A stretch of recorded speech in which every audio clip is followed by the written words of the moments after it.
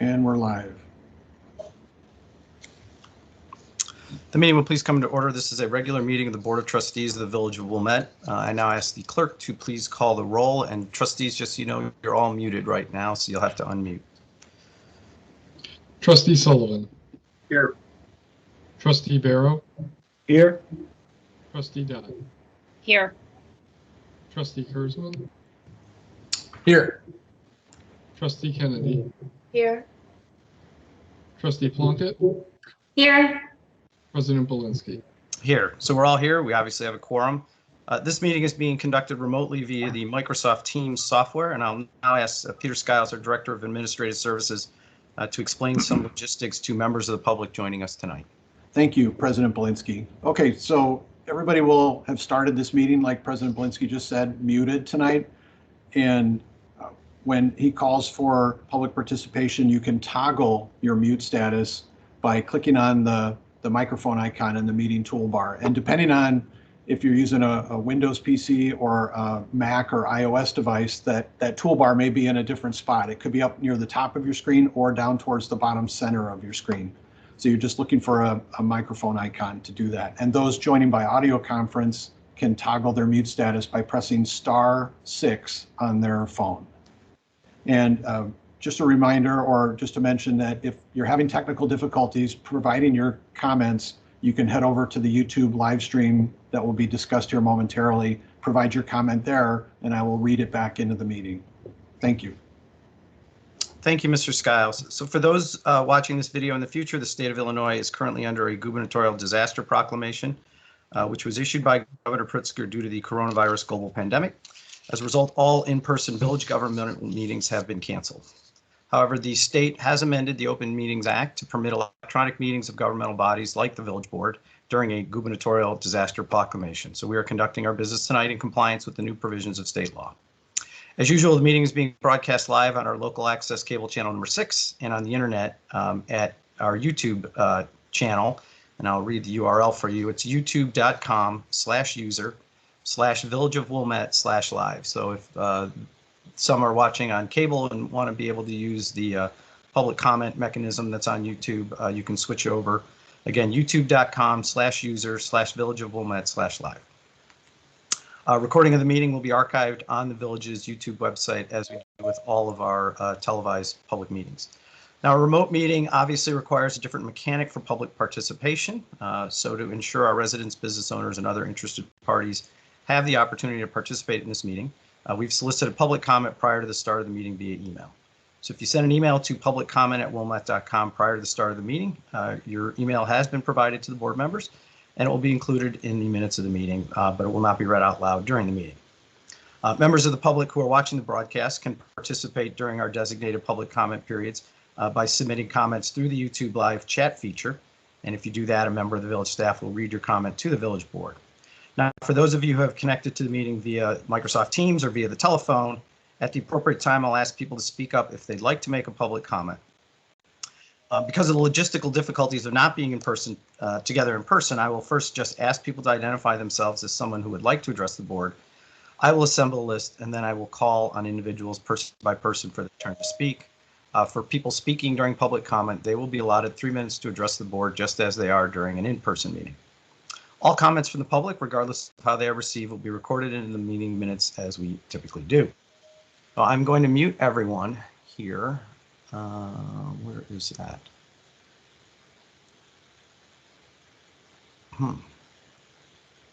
Mr. Skiles, I've lost my mute all button. Can you toggle your own status? I can click it for you. I got it. It came back. I'm sorry. Okay. I just had to. So I've just muted everyone for the meeting to run better. And if you are planning to address the board, just remind you that you will have to unmute yourself when you're ready to speak. Now, before each meeting, the board receives a packet of agenda materials. These materials are also posted on wilmette.com on the Friday before our meeting so that residents and other interested parties can review the very same materials that the board members receive. This week's packet contained 375 pages.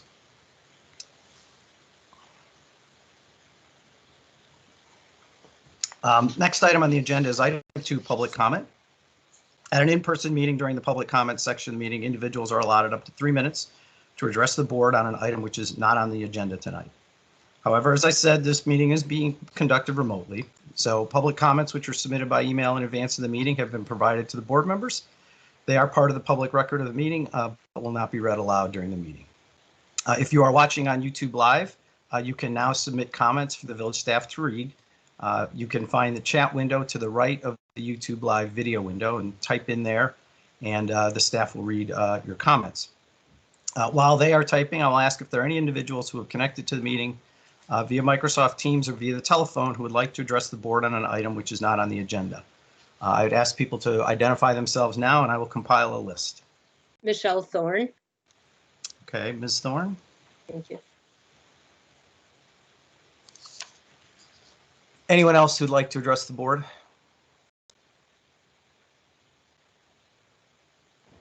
Okay, hearing none, Ms. Thorne, you can unmute yourself, and you have 3 minutes to address the board. Thank you very much, President Belinsky. I'm going to keep this short. I am here just to express some gratitude. I know that serving as a volunteer on a board has, it doesn't pay well.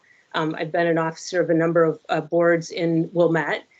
So I really appreciate all of you who serve on the village board. We're really lucky in this community. We have great volunteers. In particular, I want to thank the many trustees who responded to a recent email that we sent. So thank you very much for that. And trustees who have not yet responded, I'd really appreciate a response. And I also want to thank village manager, Mike Brayman. I think that he's the first person from the administrative staff to come to our neighborhood in these recent years in December to see what the situation is. So thank you very much, Village Manager Brayman, for that. I don't think that I've heard back, or my husband's heard back from you, Mr. President. You live sort of a short distance from our neighborhood, so I hope that you'll find time on a Friday or Saturday during these several weekends of December to come to our neighborhood to view the situation. And finally, I want to give kudos to the village police. My husband and I have lived in Wilmette for over 25 years, and we have found the police to be very professional, very responsive, very intelligent, and very fair. And, the police have been going in our neighborhood, and, when we have these thousands of strangers who are going to come this month, driving around the neighborhood and in our yards and so on. And so kudos to the fine police department. Thank you very much. Okay, thank you, Ms. Thorne. Mr. Skiles, we'll go back to you. Was there anyone who submitted a comment during public comment via the YouTube Live chat window? No comments received through the YouTube chat. Okay, very good. Then we'll move on to item 3, which is the consent agenda. As described on the agenda, items which are routine business that are not normally debated by the village board are placed on the consent agenda. So tonight,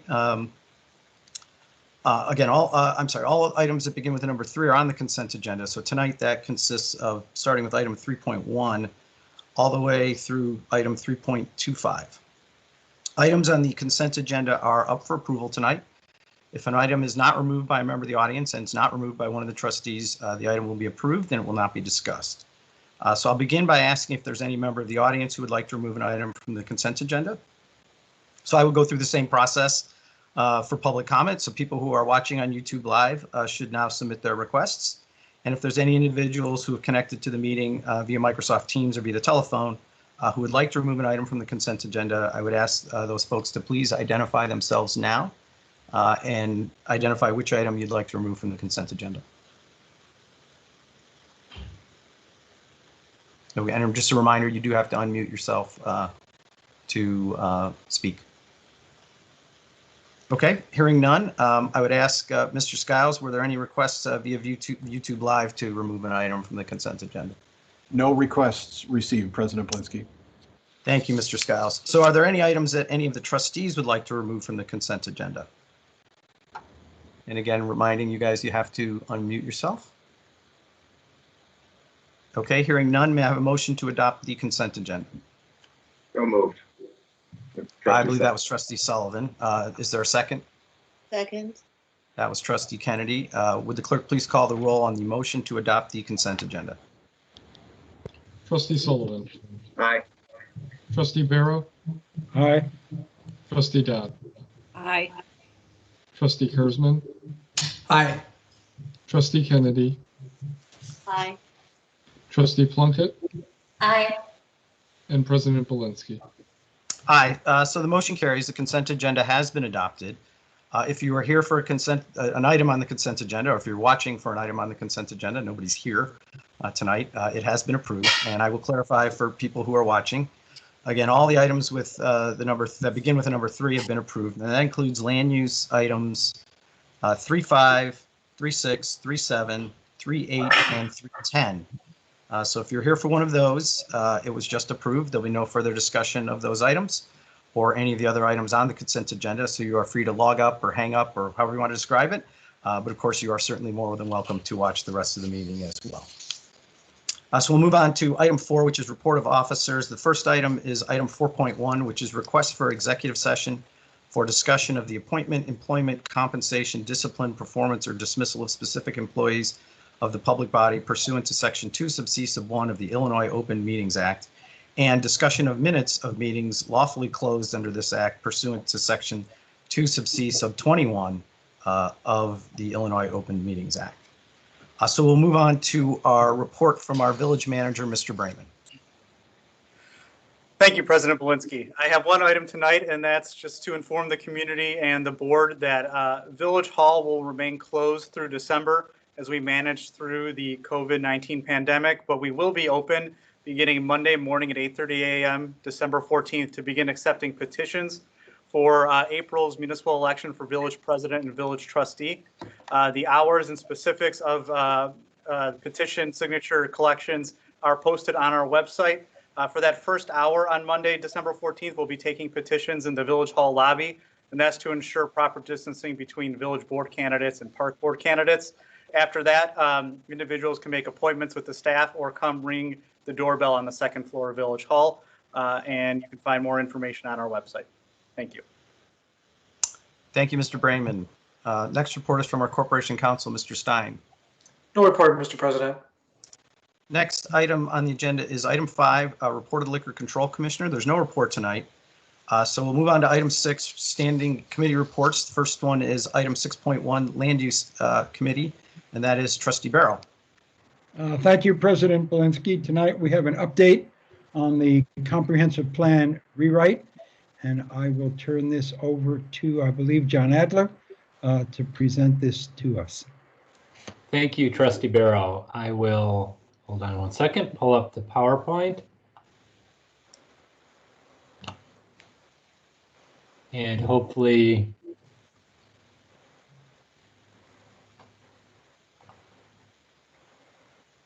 can everybody see that? Looks good, John. Great. Okay.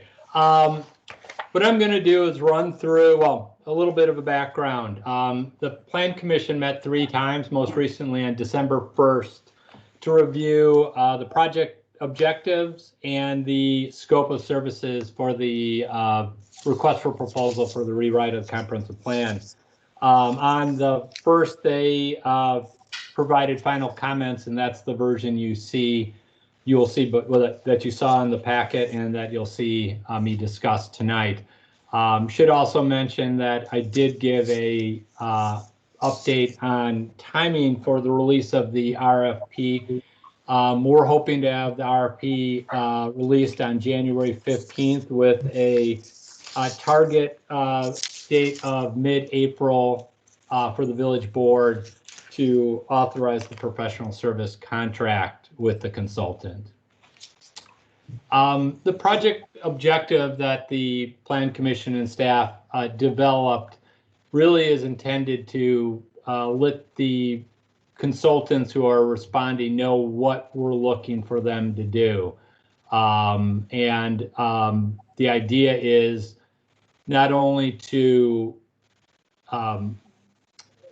take a look at the existing scope of service, the existing comprehensive plan and the chapters and components of that plan and updating those chapters, but to look at a number of new elements for the plan.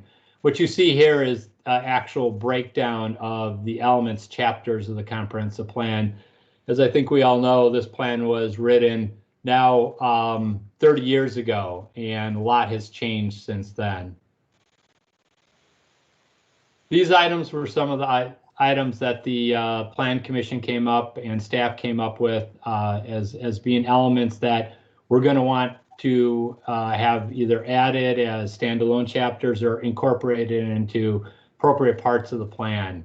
Things like community well-being and safety, cultural and educational activities and programs, business and commerce, community diversity and inclusion, environmental sustainability, community character, institutions, parks, recs, and open space, and active transportation, specifically multimodal.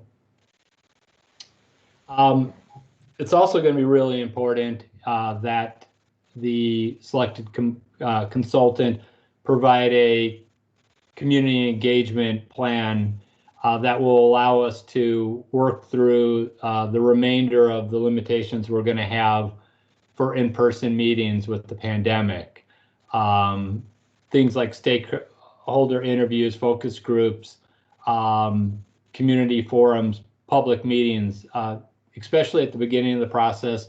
Many of those might have to be done remotely and online like we're conducting this meeting. We also might find, even after in-person meetings large enough to go forward with some of the public meetings that we're definitely going to want to have in-person engagement. I think we're going to find later on we're still going to want the ability to do these online meetings. I think in some sense it makes it easier, especially with things like focus groups for some people maybe to participate. Well, this is a list that staff created. We will look for the staff and the Plan Commission created. We'll look for the input of the consultant to help us with the number of meetings and the types of people that should be met. I should also point out with the scope of services that the consultant will also be asked to take a look at that and recommend if there's elements that they feel that the village should have included in the RFP, that they recommend that. One of the elements that is going to be very important also is board and commission involvement. Wilmette's fortunate to have a number of commissions that will provide great insight into this plan, including the Appearance Review Commission, Community Relations, Environmental and Energy, Housing Commission, Historic Preservation, Transportation Commission, and the Zoning Board of Appeals. You'll see here one of the things we're going to expect the consultant to do is provide regular status reports to the village board so that the village board is kept up to speed throughout the process. And if there's some things that the village board believes that the consultant and staff and the Plan Commission should be concentrating on, they could let us know. The village board will also be reached out to and interviewed as a part of the stakeholder process.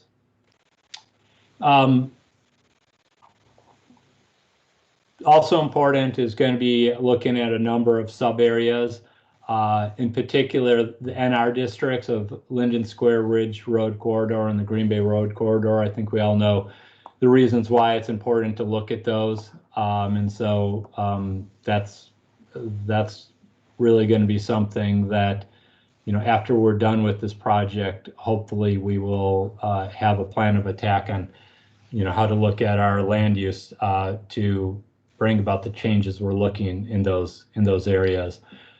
We also have asked the consultant, or we'll be asking the consultant, to take a look at the Village Center Master Plan, better incorporate the goals and policies into the plan. As I think the board recalls, the master plan was adopted as a whole, as a part of the village's current master plan. It would be nice to have it better incorporated We've also pointed out to them some of the things that, now that we've been administering the zoning ordinance, the 2014 zoning ordinance, some of the issues that we have had come up. And one of those is the size of buildings and wanting to make sure that when we allow future development, that future development doesn't negatively impact the change of character of the neighboring properties. Also, because we do know if the village wants, it looks like we will be able to designate a portion of the East Village Center as the National Historic District. That's an honorific designation in nature. It doesn't have any limitations on somebody demolishing a property. But if we're going to go that route, which I hope we do, the Village Center, the comprehensive plan should probably address that also.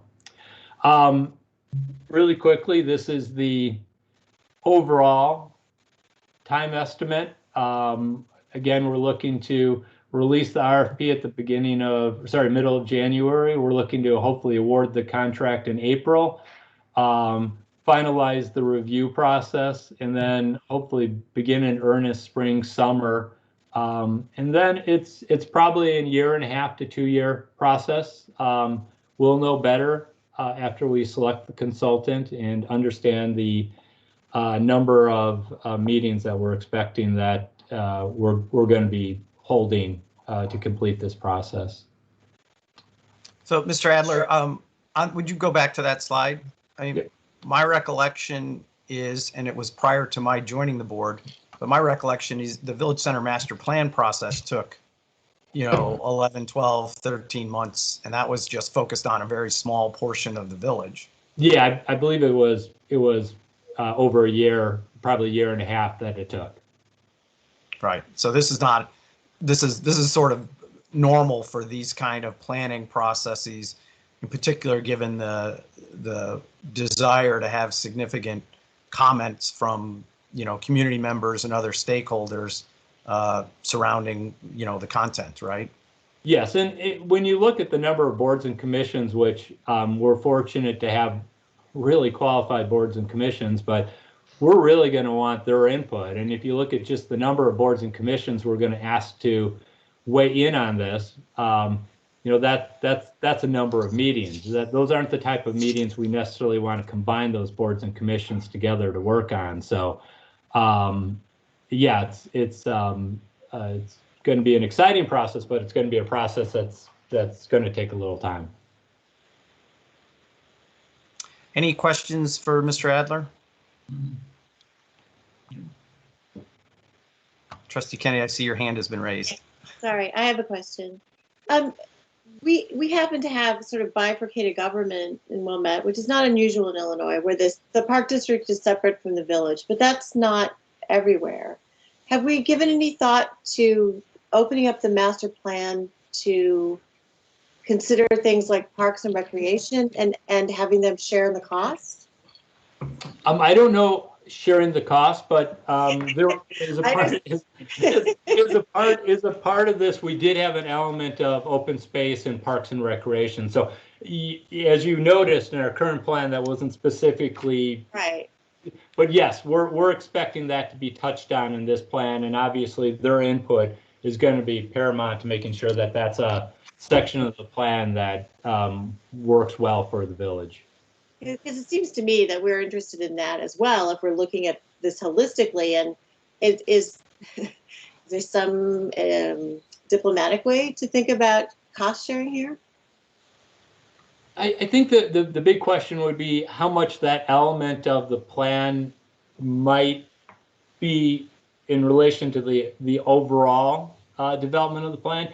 And not to say it's not important, but I'm guessing with some of the plans that the park district has developed on, during their own processes, being the lakefront plan or other plans they might have developed, that maybe our consultant working with their staff might allow that to be not a huge portion of the consultant's time.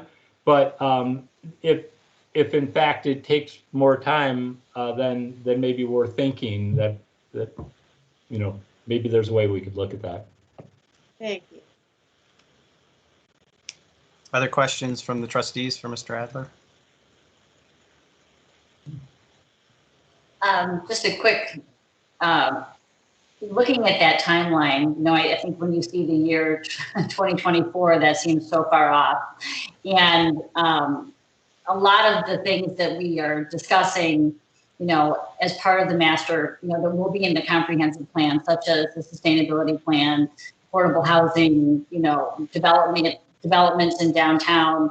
I just want to let residents know that everything is ongoing, nothing is stopping, because we're writing this plan, that ideas and other things within that will be incorporated into this plan, we will continue to discuss and move forward on as this goes forward.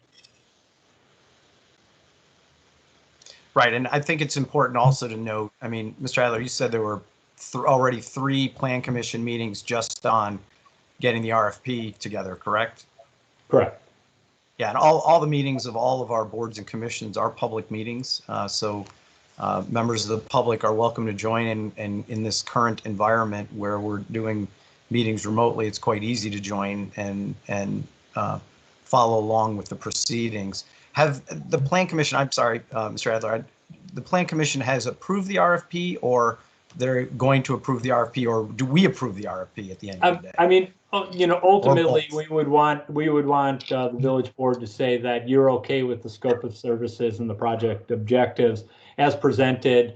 There's other things which were forwarded to you that relate to selection of the consultant.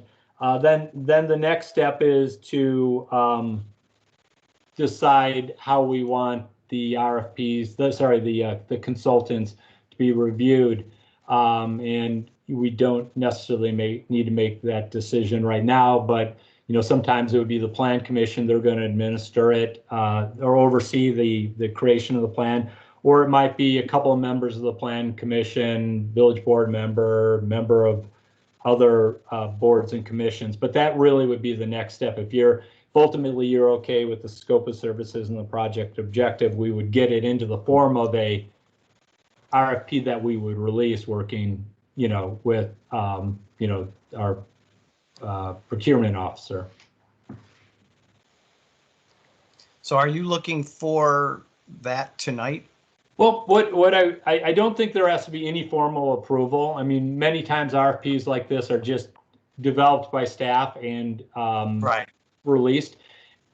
Because of the importance of this document, it was felt that getting the Plan Commission's input and the village board's input was important. And what I would ask is if there are comments and you want to get them to staff, but if the board feels comfortable allowing staff to, after this meeting, take any comments that are received by any village board member and incorporate them and get this going sooner than later, that would be our preference. Yeah, I think that makes sense because at the end of the day, obviously, just putting an RFP out on the street, we haven't committed ourselves to anything. Yeah. And we'll see how people come back and how they price it and all the rest of that stuff and what the qualifications are before agreeing to a contract. So, board members, if the materials included the RFP draft, and so if you have comments, please pass those along to staff. Other questions for Mr. Adler right now? I think the update was very helpful, and Trustee Plunkett, I agree with you. When you start to think about that we're embarking on things that are going to be completed in 2024, that seems like a long way off, but we're almost in 2021 right now. So, one quick question, if I might, for Mr. Adler. Mr. Adler, are there any nearby towns or villages that have in recent time gone through this process that can share some light into their RFP forms and who they work with and yes. what they found Actually, valuable? Borrowed both from Northfield and Winnetka, who did theirs recently. Winnetka's was Northfield's was less detailed. Winnebago's was very detailed, and we sort of went in the middle with this. But yes, we took a look at those two, and then we looked at a number of comprehensive plan and the elements in the plan. Also, keep in mind that the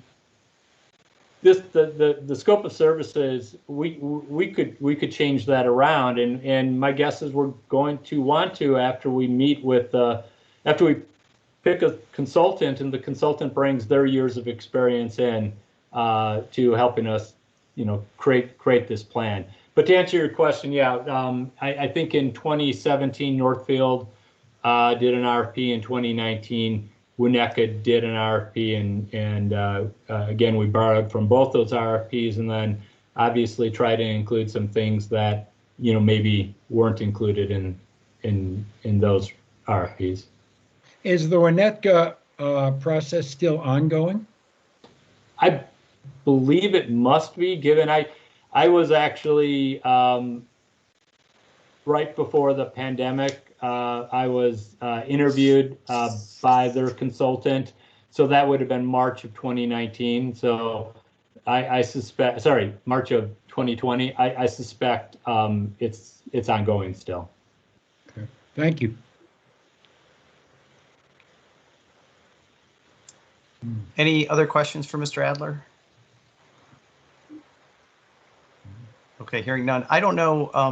I don't know if this is an item that would require opening it up for public comment, but since it is on the agenda, and my instructions to people are if they want to comment on something that's not on the agenda, much easier to do in an in-person meeting, very quick, but I'm still going to allow people, if they have public comment on this item. Again, the board is not taking any action tonight. There's a lot of meetings left before we get anywhere near a final comprehensive plan, but if there are any individuals watching on YouTube Live who'd like to submit comments for the staff to read, I'd encourage them to do that now. And if there are any individuals who've connected to the meeting via Microsoft Teams or via the telephone who would like to address the board, I ask that you please identify yourself, and a reminder that you do have to unmute yourself if you would like to make a comment.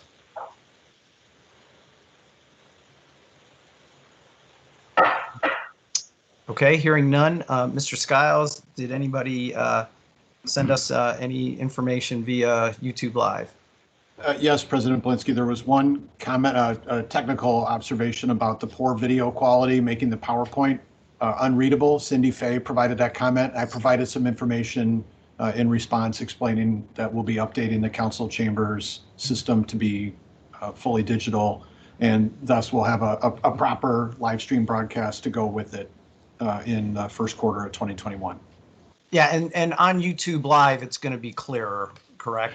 Yes, and secondly, I explained the archived copy that we're going to upload will be the digital quality image, yes. Right. Yes, our cable system equipment is old, which I think that's a reflection of. Okay. That was, yeah, that was the only comment received. Okay, thank you, Mr. Skiles. So I think that concludes item 6.11, yes? Yes, all other items are on the consent agenda. Okay, moving on to the Finance Committee, Trustee Kennedy. The first thing on our agenda is the public hearing on the Village of Wilmette's 2020 tax levy. So if I could ask you, Mr. Blinsky, to open that up. Yes, thank you, Trustee Kennedy. I now declare the public hearing open. Is there anyone present who would like to be heard on the matter of the Village of Wilmette's 2020 tax levy? Again, we'll go through the same process for public comment. At an in-person meeting, I would just ask for a show of hands. But since we're remote, I don't believe there were any public comments relating to the 2020 tax levy which were submitted by email in advance of the meeting. But if there were, they would be part of the public record of the hearing, but will not be read during the meeting. I will now ask individuals who are watching on YouTube Live to submit their comments for the village staff to read. You can find the chat window to the right of the YouTube Live video window. And then while those individuals may be typing, I will ask if there's any individuals who have connected to the meeting via Microsoft Teams or via the telephone who would like to address the board on the matter of the 2020 tax levy. I'd ask people to identify themselves now. I'll compile a list and then I'll go back to people if they would like to speak. any individuals connected. Again, you'll have to unmute yourself to address the board.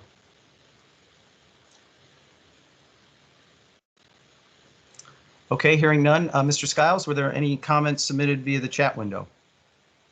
No comments, Mr. President. Thank you. All right, so we will move on to, actually, no, first I have to, hearing no comments from anyone, I now declare the hearing closed. I have to do that first. Yes. All right, back to Trustee Kennedy. Thank you, President Valinsky. The second item on the agenda is the adoption of ordinance 2020-0-53 regarding the 2020 tax levy. So this would be the implementing ordinance for the tax levy for 2021. And did you make a motion? Yes, I Or would you like, make a motion? sorry. Yes, I would like to formally make a motion to approve that ordinance. Okay, motion from the chair. Is there a second? Second from Trustee Sullivan. Thank you, Trustee Sullivan. So it's been moved and seconded. As you all know, approval of the tax levy is the very last administrative action to be taken by the village board in the annual budget process. I'll open it up to any discussion from any of the trustees. Any final comments? And reminder, just you have to unmute yourself. President Belinsky, I'd like to just make one final comment. Trustee Dodd, the floor is yours. Okay, great. I think as we talked last week, I think this is a great budget and appropriate property tax levy, given all the challenges that we've endured this past year. So thanks to the staff for all your hard work. Last meeting, as you all might recall, I brought up the issue of the general fund reserve balance and my concern with the reserve growing and our board policy around this reserve balance. Tonight, I intend to vote in favor of this levy, but I would like to make two suggestions to help provide clarity going forward for our residents and the board on our overall general fund reserve levels.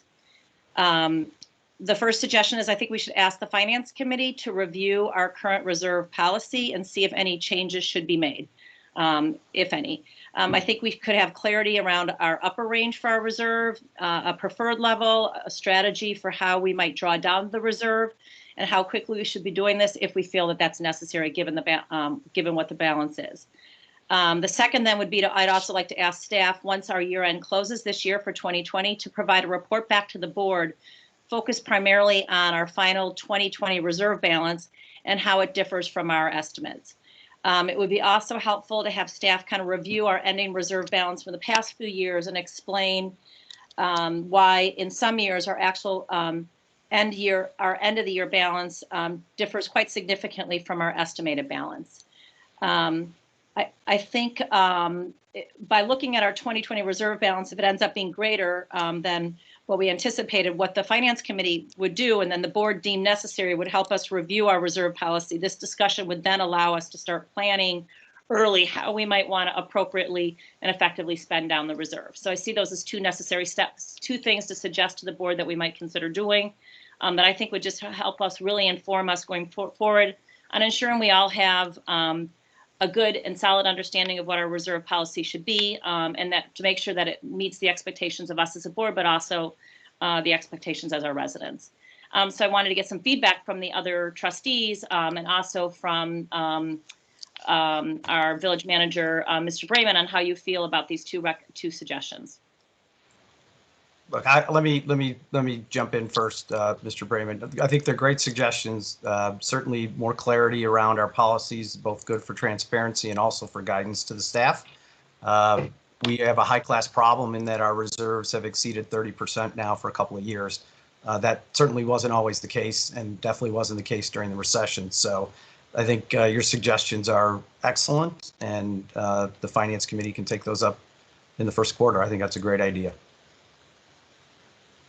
I agree with President Belinsky and Trustee Dodd. Thank you for making those suggestions. I think it's going to be a good process and help provide clarity as we move in to our 2022 budget process. And it's especially going to be helpful because, good news is that I'm pretty confident our reserve for 2020 is going to be better than we projected when we put the budget together, than even when we last talked in November, as our revenues continue to outperform expectations, especially the real estate transfer tax, where we're looking at hitting an all-time record in terms of volume of sales. The activity continues at a very high pace. So that is very good news. I think it'll be welcome news for the board when we do our year-end 21 report, and then we can start putting a plan together on how we want to spend those reserves down over time. So thank you for the suggestion, and we look forward to the discussion.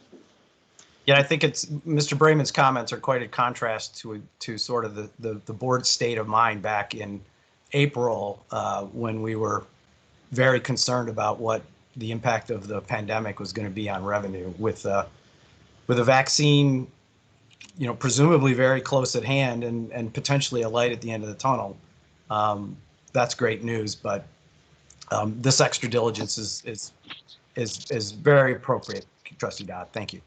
Any other trustees, any other comments regarding the tax levy or Trustee Dodd's comments? I do have a few comments. I want to thank Trustee Dodd for bringing this up. I'm a big proponent of long-term planning, and recognizing that this particular finance committee and the board as a whole can't really bind future boards to anything.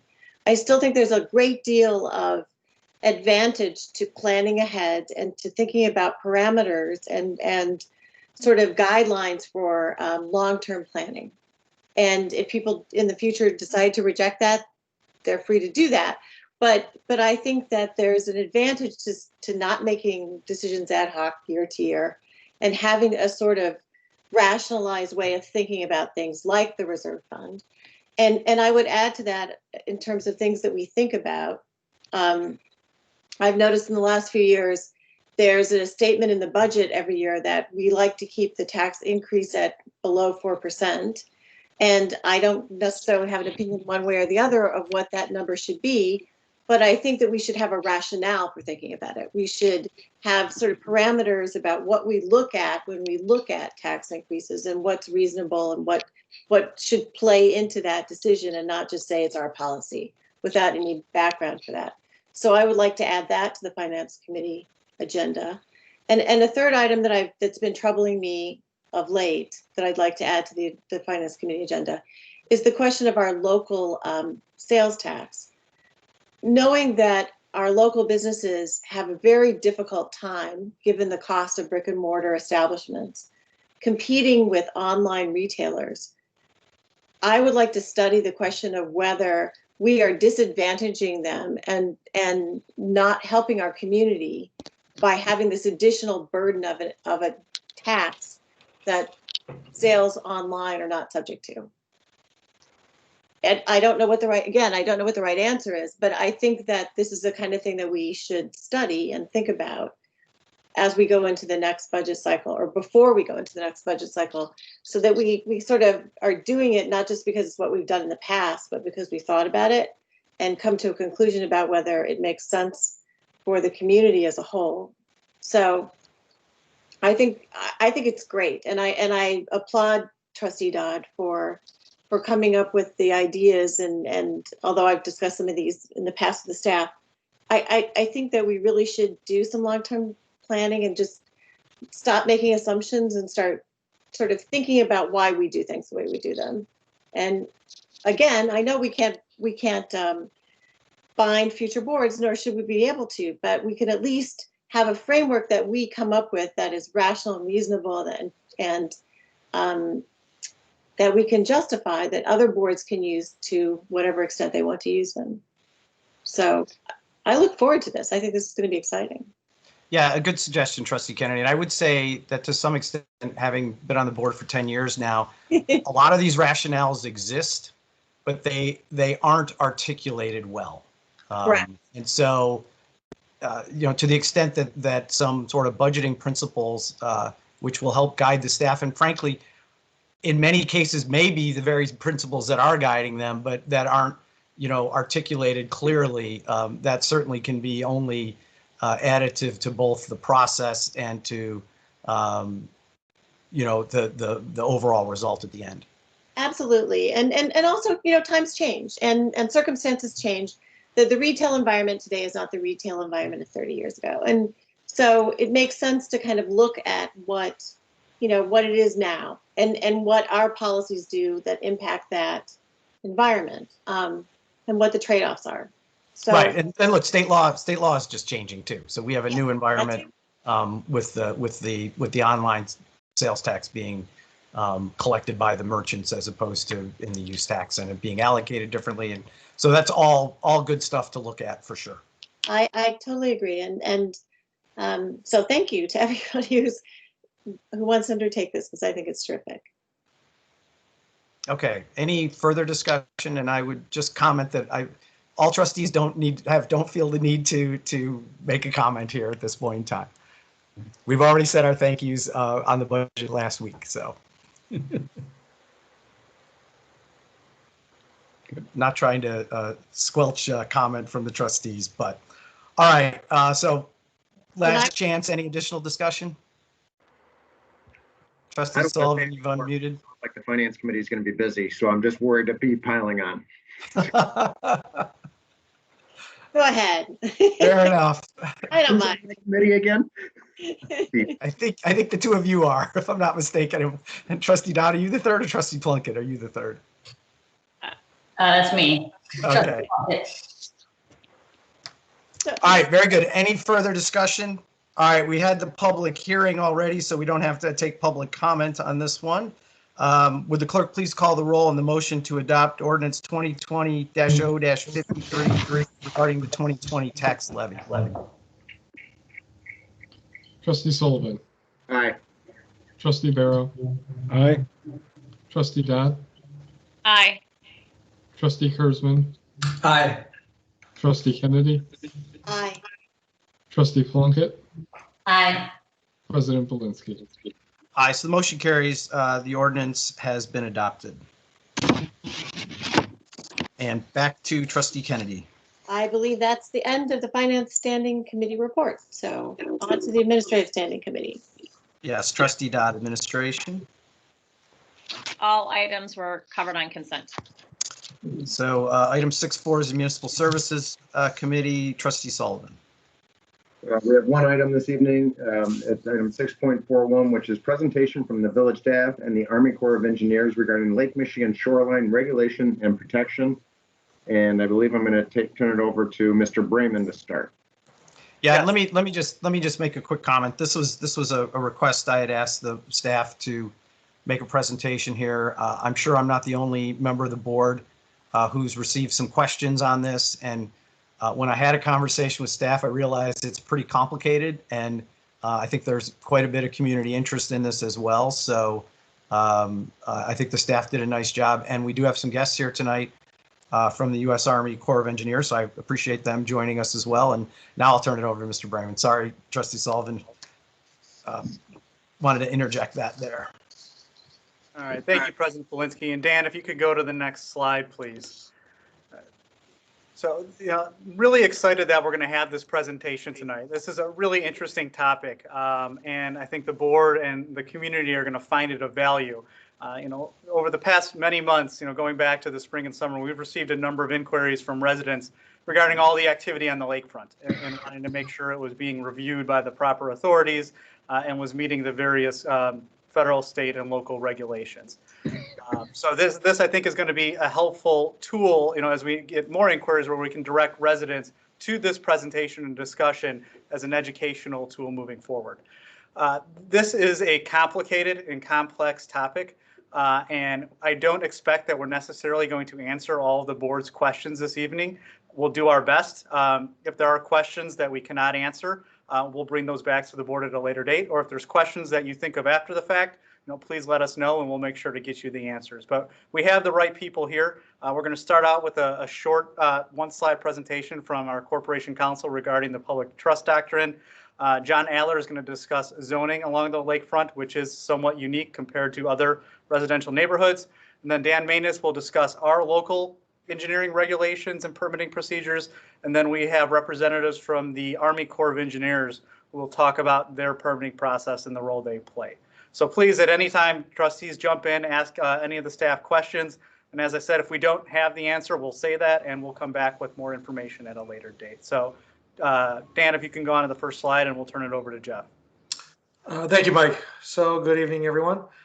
As Mike said, this is going to be discussed as simply as the public trust doctrine. And what that is essentially the right of the public to use what land. And that seems to be an issue that has come up in the past on the lakefront, specifically here in Wilmette, specifically in front of single-family homes that have their own beaches.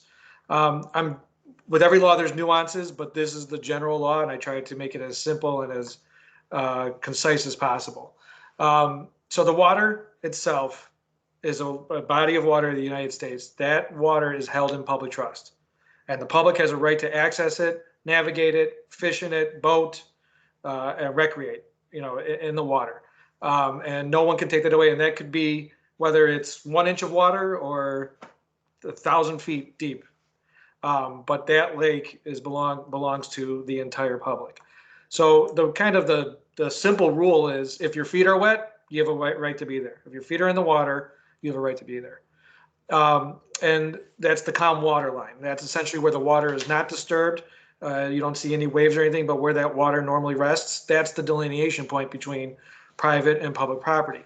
Now, the converse of that is that the sand that's dry is private property when it's in front of someone's single-family residence. People do not have a right to access that, and private property owners have a right to block access and use the property in the way that they see fit, obviously with other regulations that Mr. Adler and Mr. Manis are going to talk about. But that's where the property line lies. And what's unique about this is that, well, a lot of things are unique, but one thing that is unique, I guess, is that the property line moves. It moves with the water. So there are properties right now where the water is there's maybe 100 feet of sand where there used to be 700 feet of sand maybe 18 months ago, maybe 2 years ago. And that shifts. And the cases that dealt with this, and these cases are well over 100 years old, some of them say that as the water shifts, so does the property line and the property rights. So I try to bring it down as narrow as I could to kind of give you a concise answer. But I think the simple rule that we can all kind of follow is, if your feet are in the water, you have a right to be there. If they're not, you essentially do not. Now, that doesn't mean, just like anything else, that private property owners can do whatever they want on their land, right? They couldn't build a skyscraper, because there are zoning regulations and there are grading regulations.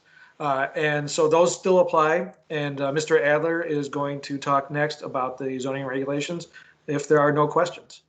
So, Mr. Stein, a couple of clarifications. Sure. First off, the public trust doctrine, where people have the right to have their feet in the sand, that exists in some states, but not in Illinois. That is absolutely correct. So Michigan gives people a right to use the sand, and I believe Indiana is currently in a lawsuit about that specific issue. And Illinois is actually the most, I wouldn't say strict, but most favorable to the private property owner. And it is a state issue, and we are different than others. And so is it sort of automatic that someone has, and I believe the phrase is riparian rights, that's like property down to the water? Yep.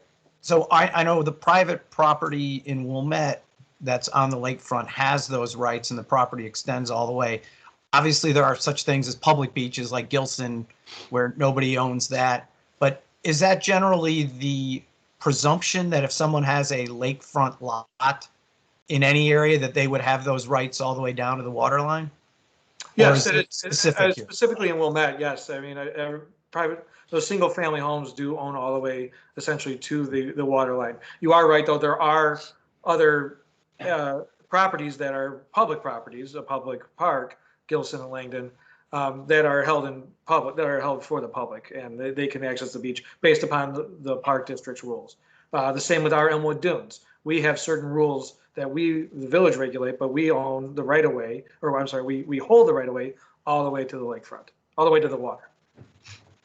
Right. And so it's the presumption, though, is if you're in Wilmette and there's a single family house and there's a beach in front of that single family house, that's private property. That is a very good presumption to have, yes. Okay. That would work.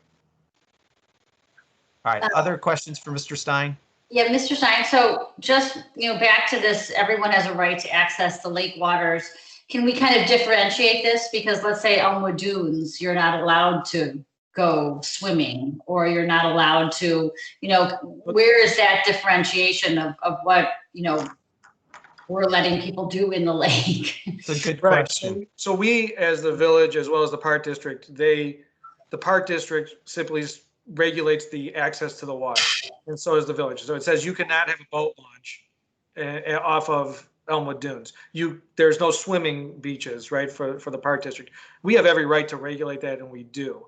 The difference is if I'm taking a kayak from Rogers Park where I launched, and I'm 10 feet out into the water and I want to go for a dip in front of Elmwood, I can do that, right? I have a right to do that. It's really, we're regulating what you can do off of land into the water as opposed to using the water. Now, there is one minor regulation that does come up that the village has the right, we've been given the right to regulate out to, I believe it's 600 feet out into the water, and we don't allow motorboats, and it has to be a gas-powered motorboat to anchor. I really don't know why we have that regulation, but we do. It's old. It's been around for a long time. But you could kayak up and down. You can drive your motorboat very slowly, or if you wanted to, very quickly.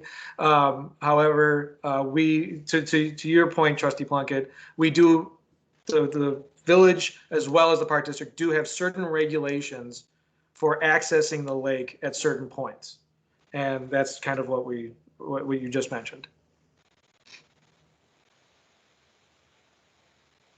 All right, other questions for Mr. Stein? Okay, I believe we're going to move on to Mr. Adler. Thank you, Mr. Stein. Up until 2001, lots on the lakefront were actually treated the same as any other lot in the village. In 2000, we got an inquiry from somebody who lived along the lakefront who was raising some concerns about new construction and asked that be taken a look at, and staff and the Plan Commission undertook that. That did take over a year, and while there are still a number of zoning requirements that apply to all lots in the village, similarly, like front yard and side yard setback, things like lot area, lot depth related to that, the rear yard setback, where the rear yard line is, and rear yard coverage, all were amended in some way to deal with the uniqueness of lakefront lots. Also, there were a number of changes that came up at that time that dealt with all downward sloping lots, not just lakefront lots. Most of the lots we have that downward slope any significant amount seem to be on the lakefront or on Lawndale, but we do have properties, and there are a number of regulations that relate to downward sloping lots. Just want to point out, there's been a number of stone revetments that have been reconstructed. Stone revetments typically do not require zoning review. They do require grading, drainage, permits to be issued through the engineering department. Community development reviews all other projects, including shoreline projects that have footings or foundations. So if there's a seawall or something like that that might have a construction element to it, we would review that. Next slide, please. So first, I'll describe what the aerial photo shows. This is from 2012, and where you see approximate 579 feet, that's approximate. In 2001, when we adopted the changes to how lots on the lakefront were calculated for lot area and lot depth, it was decided that the elevation of 579 would be used. That was actually basically the mean between the low, which was I think 576, and the high that was around 582. This was around the middle of that. The intention was to prevent homes that were built from being conforming and then not conforming.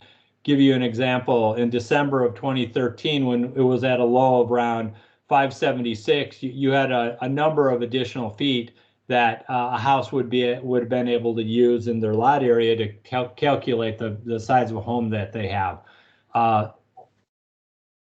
Fast forwarding to when it rose to 582, obviously that's a lot less land. So there was a decision made back in 2001 to establish 579 as the line that we would calculate setbacks from, and that we would calculate area. The lot depth. And Mr. Adler, let me just interrupt for 1 second. Completely irrelevant, our designation of 579 to the content that Mr. Stein provided regarding what their actual property ownership is.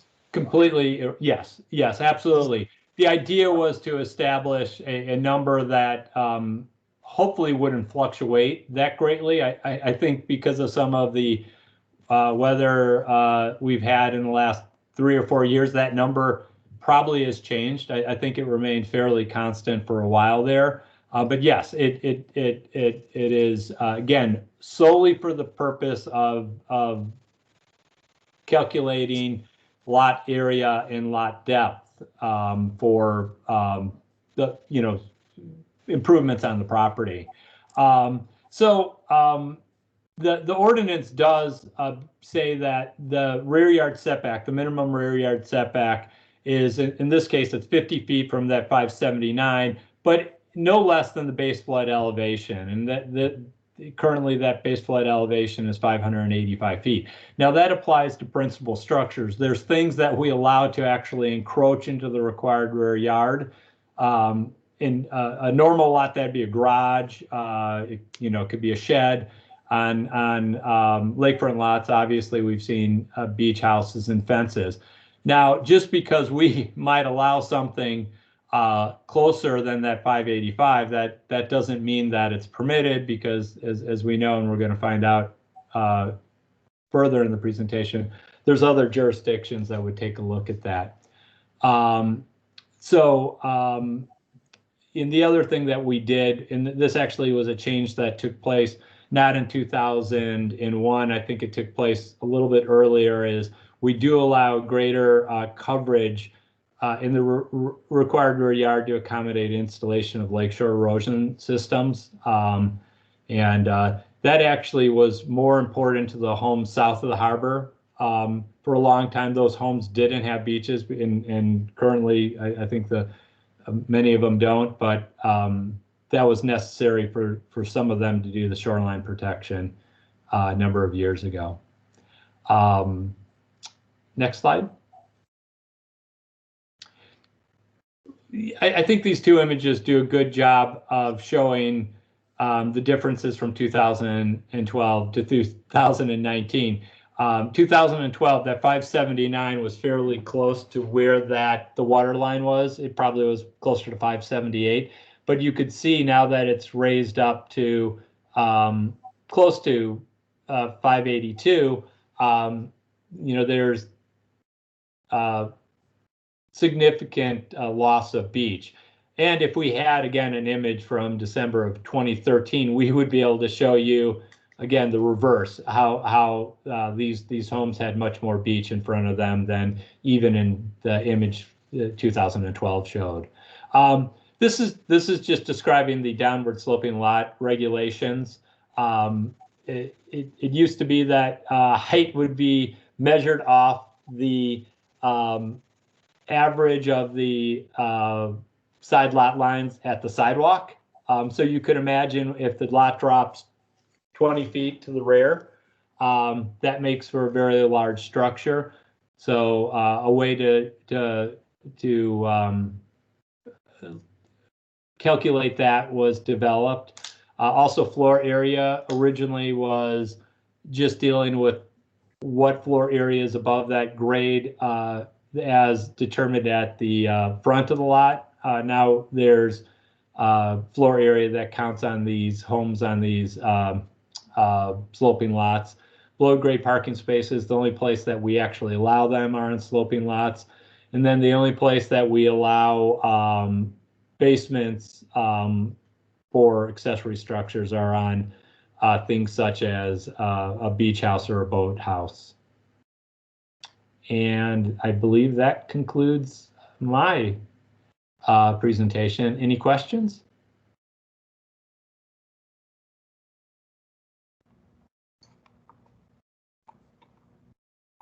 If not, I think, Mr. Adler, let me just clarify one more thing. So again, regardless of, the village's imaginary 579 rear lot line, 579 foot water level rear lot line, people can't build on the water for two reasons. One, they don't own the property, Mr. Stein would say, and two, they're now in the waterway where the Army Corps of Engineers and other bodies also have regulatory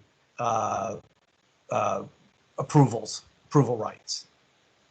correct.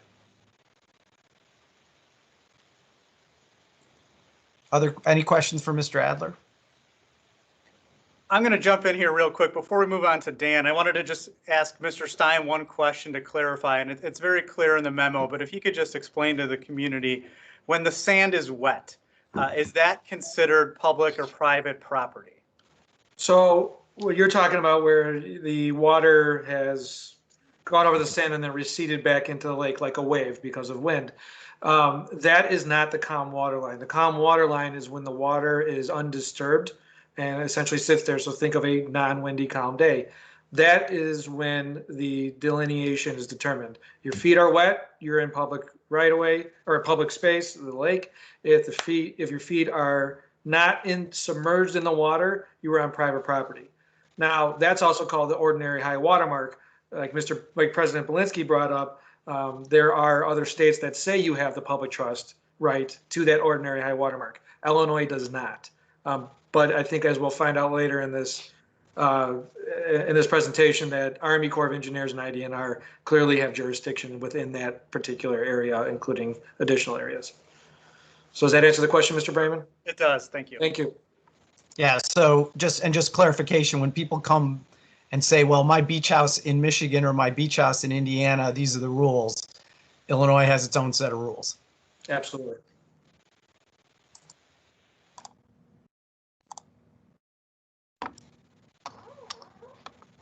All right. Good evening, President Belinsky and members of the board. I'm going to get started by spending a little bit of time reviewing lake levels to inform the discussion tonight.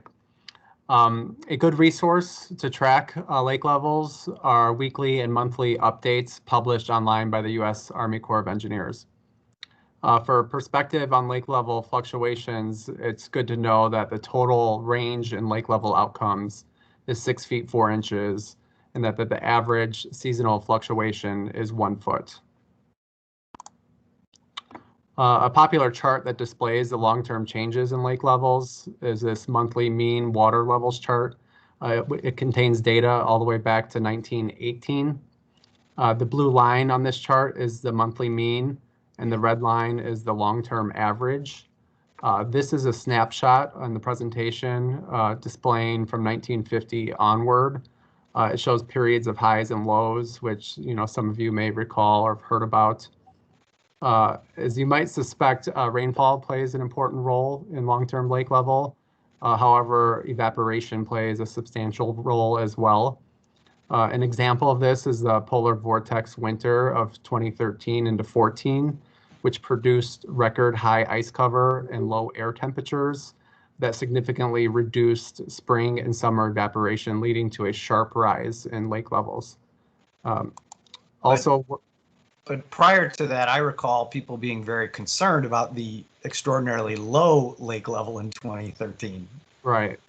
And I guess, yeah, also worth noting, prior to 2014, Lake Michigan was in the midst of a nearly 15-year period of below average lake levels. This is the longest such streak. And you can see that on the chart. This chart, which is updated monthly, is useful to monitor short-term lake level fluctuations. Just so you're aware, there was an earlier version of this presentation that showed the November chart. I updated it this afternoon to include the December chart, which was recently published. The black marks on the bottom of this chart show record lake level lows on a monthly basis, and then it also displays the years in which those lows occurred. You may be able to see that most of those occurred in 1964, with the exception of the winter of 2012 into 2013. The blue line in this chart represents the long-term lake level averages, and the red line above represents the actual recorded lake levels. The dashed green line to the right represents a water level forecast out to a 6-month projection. And then finally, the black tick marks on the top of the chart display record high levels. And you may be able to see that most of those occurred in 1986.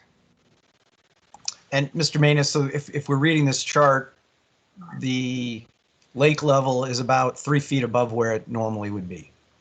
Is that correct? The difference between the red and the blue line, in essence. Oh, I'm sorry. I was looking at the summer. It's now 1.25 to about 3 feet. It's not quite 3, 2.5 maybe, but better than it was in the summer, I guess. Right. So to better understand how these lake levels are impacting Wilmette, hold on one second. To kind of see how we got to the lake levels in 2020, we got to go back to 2019 and see that the seasonal increase in lake levels was almost double the usual amount. And this was exacerbated by the seasonal decline later in 2019, only being half the usual amount. The combined effect of these departures from the average seasonal fluctuations resulted in January 2020 starting off nearly 1.5 feet higher than January of 2019.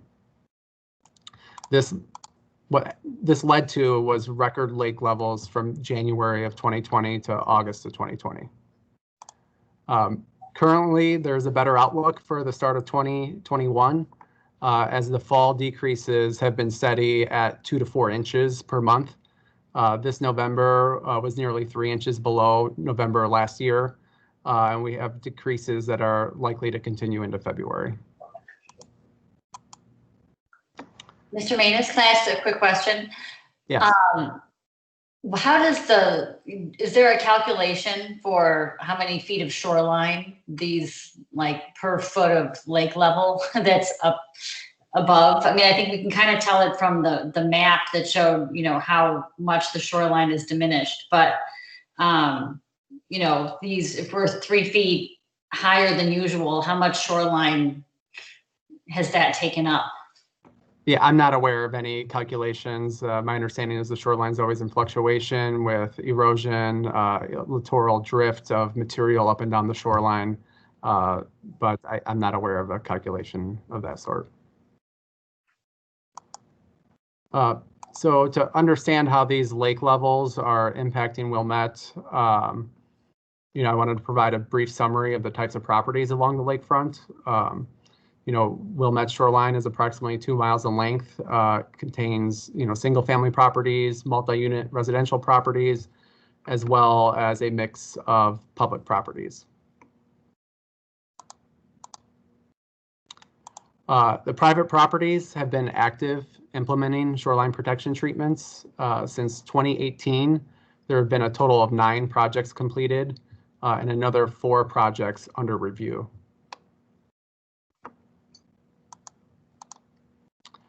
There are several federal and state agencies that have regulatory jurisdiction along the lakefront. The Village Engineering Division, we issue grading and drainage permits to review and monitor this type of work.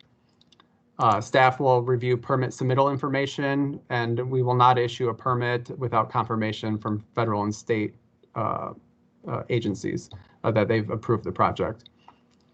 I guess this is the point in the presentation. I'll be passing it off to the Army Corps to provide an overview of their role in shoreline protection regulation. Mr. Manus, before you hand that off, any questions from the trustees on Mr. Manus' slides? Trustee Plunkett, I'm curious about your question as well. If you lose an inch, if the water level is an inch high, do you lose a half a foot of beach, or what do you lose there? And if I could ask a question to Dan here. Dan, this is a really good illustration of 2 different types of stone revetments. Could you just speak to what the difference between the 2 and how, in terms of how some get approved and some are grandfathered? And if you need to kick some of that to the Army Corps, please do so. But I think this this picture here is going to be very helpful. Yeah, they may speak on this topic as well. There's two separate revetments pictured here on this slide. There's one revetment that was considered a maintenance project. It was an existing limestone revetment that was constructed many years ago on this bottom picture on the right. And they were allowed to rebuild the revetment with new stone. And what's unique about this revetment is that it has a shoreline perpendicular component.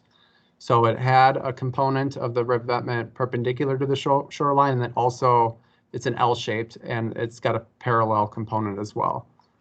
The revetment on to the top of the screen is a new stone revetment. This is a property that did not have a revetment existing, and they were allowed only to build a shoreline parallel revetment up against the existing bluff where their usable property started.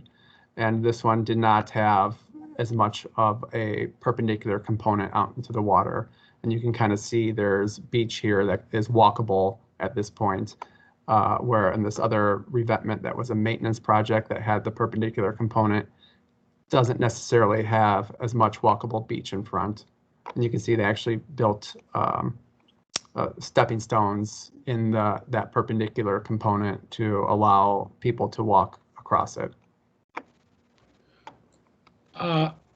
May I ask a question of Mr. Manis? Of course. Thank you. Mr. Manis, to follow up a little bit about what Mr. Stein spoke of a little while ago. If a homeowner were to build or repair a revetment on his or her pure dry land, pure sand, would that be a grading or drainage permit project for which a permit would be required? And would that also require involvement of state and federal authorities? It would require a local permit, a Wilmette grading and drainage permit, and depending on its proximity to that ordinary high water mark, if it's below the ordinary high water mark, it's my understanding the Army Corps would have involvement. If it's above it, the IDNR, the Army Corps wouldn't, and the IDNR would have some discretion on whether they want to get involved or not. Their jurisdiction is a little bit fluctuates more with ordinary high water mark or the toe of the bluff. So they do have some jurisdiction past the ordinary high water mark at their discretion.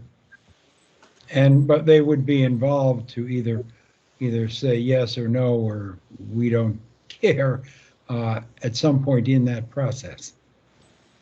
Correct. If they're near the ordinary high water mark, we ask the applicants to seek a statement of no objection from the regulatory agencies to confirm whether they want to review the project or not. Thank you. So just to clarify, Mr. Manis, so there is an active, an applicant or a homeowner needs to take an action as opposed to and confirm that IDNR doesn't want to act, as opposed to just IDNR says they want to act. So there's an active, we in essence get confirmation, the village gets confirmation of IDNR's position. Correct. Okay. Thank you. I have a question as well, if I might. Go ahead, Trustee Kurzman. And I'm sorry, did I interrupt somebody else? I apologize.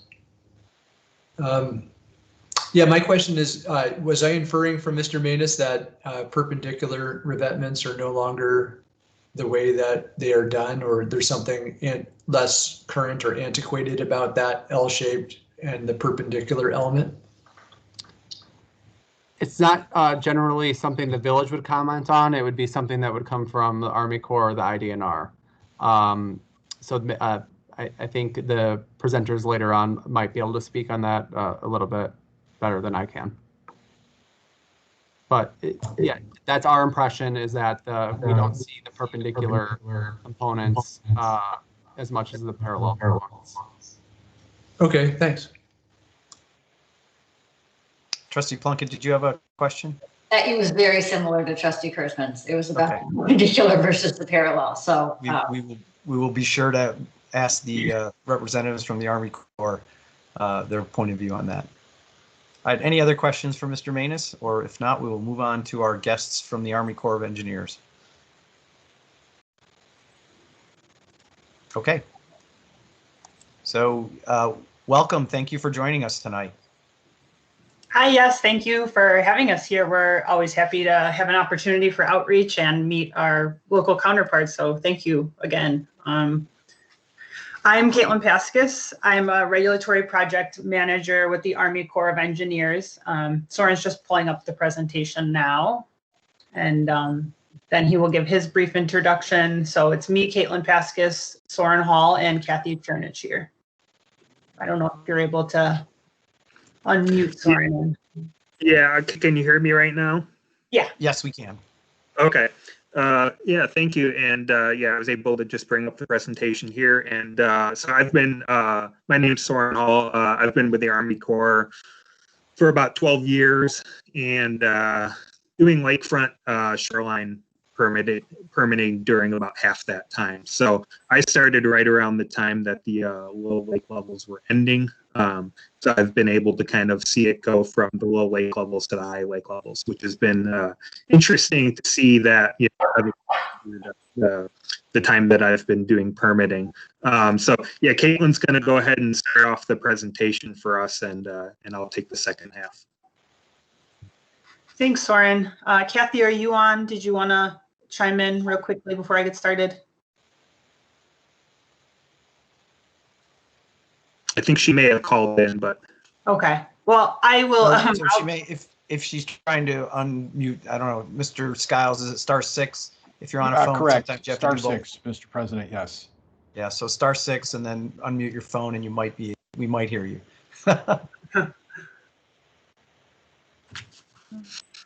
Well, I will just go ahead, and Kathy, if you can hear me, feel free to chime in if you can hear me.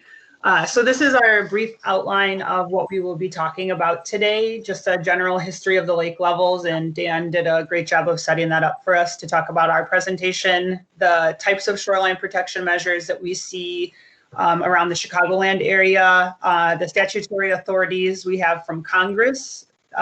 We will talk about how our permitting process works and the different types of permits that we have. We will also talk about the public interest review factors we have for the Corps, so things that we look for in our permitting documents.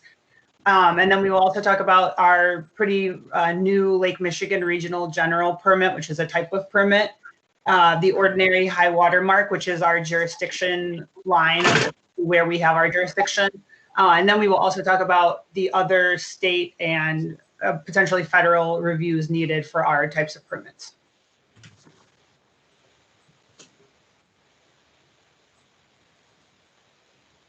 Get next slide, Soren. yeah, I went to it, but there may be a slight delay on it, so Okay. on my end. Sorry about that. That's okay. Did it switch for everyone else, or? It has not moved yet for us. Okay. Still the Well, since sorry. Do we have the deck on our system? Maybe we could drive. That works for me. Yeah, I think we can pull up the PDF and move through the slides that way. Yeah. Okay. Thank you for fixing the technology there.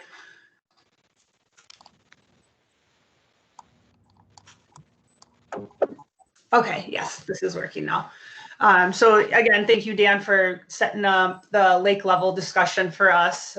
You did a great job, so I probably won't have to touch too much on this, but as we know, the Great Lakes are super dynamic and even affected from the global hydrologic system. And it's, in a boiled down equation, it's essentially affected by its inputs and outputs, and those inputs being precipitation, runoff, inflow from rivers, and subtracting the outflow, such as evapotranspiration, dredging, and diversions, and temperature also affects that. So that's just a very simple way of looking at what gets our lake levels for us. And they can also vary seasonally, short-term and long-term. And as you can see, that red circle there is where we're at. And this is essentially the graph that Dan showed us as well, which comes from the Detroit district of the U.S. Army Corps of Engineers. And obviously, we all know we are in a high period right now, unlike you can see within the left part of that red circle, the down part of the chart, which was the low lake levels in 2013-14. So obviously drastic changes between those two, which makes regulating a challenge for the public and for us. But if you would like a lot of details, you can actually scroll down to the next slide here. I just linked where that information is found on the Detroit District's webpage, and it has a wealth of information. Just, you can look at their different charts and graphs and their forecast here. And if the webpage doesn't answer it, you're certainly welcome to reach out to the Detroit District, where they can give you very in-depth information on that. So next slide. So I'm going to talk about the typical shoreline protection measures that we see around the Chicagoland area. And I'm sure many of you are familiar with them. And there's also a mix of all of these sometimes. So the first one is revetments, which is essentially a passive protection against wave forces. It absorbs energy and minimizes the corrosion. Those are the ones that are often just up against the land, and they're parallel to the shoreline. They can be stone or steel. Another one is groins, and those are used to maintain beaches or restrict longshore sediment transport. Those ones are perpendicular to the shoreline, also stone or steel. Third one is breakwaters, which their orientation can vary, but they're usually parallel to the shoreline. There's ones that are above water and below water breakwaters. They reduce beach erosion, or they are built to provide calm waters for harbors or marinas. If you're familiar with, obviously, Navy Pier in downtown Chicago, those have some pretty extensive breakwaters around that area, which is a good example of that. And the fourth one is sand nourishment, which is putting beach in the near shore on the beach, which would widen it. This is a temporary solution, but probably a nice ecological benefit since it's not a structure there. So next slide.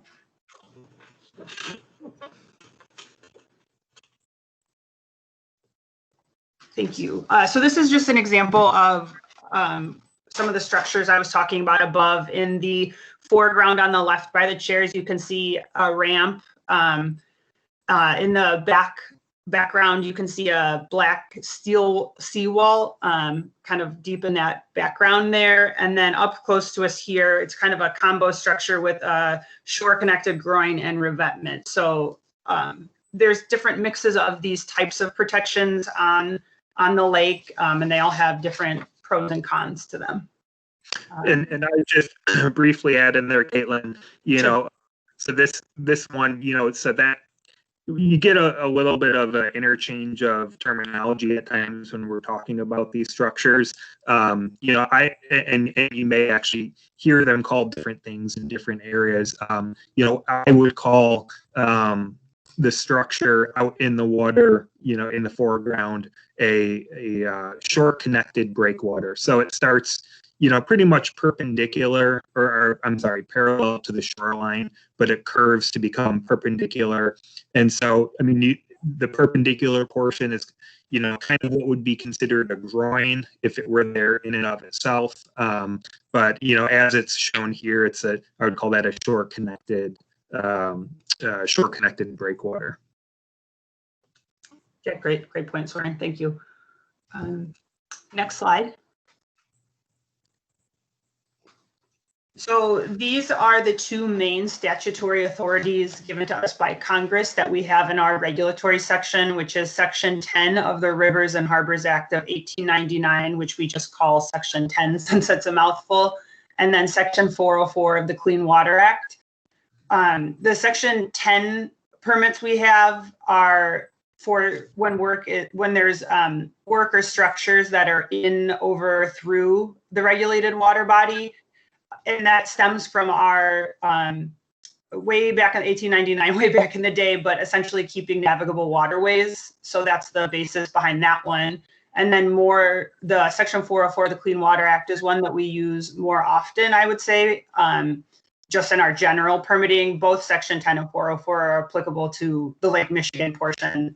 But Section 404 is for the discharge of dredged and or fill material into waters of the US. So typically for our work on Lakeshore or on Lake Michigan, both Section 10 and 404 are the two statutory authorities we have to regulate under. So we have different sets of rules that we look for in each of those types of permits.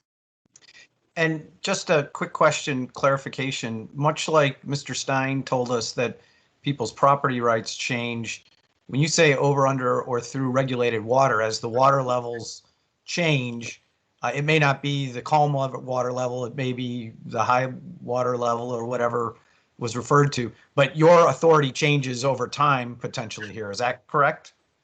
Yeah, so Soren's going to talk about jurisdiction, which is, we could go on for days about jurisdiction, and that is actually always changing, but he's going to talk about where that line essentially is, it starts and ends, where these, where our jurisdiction lies and where we can use these authorities.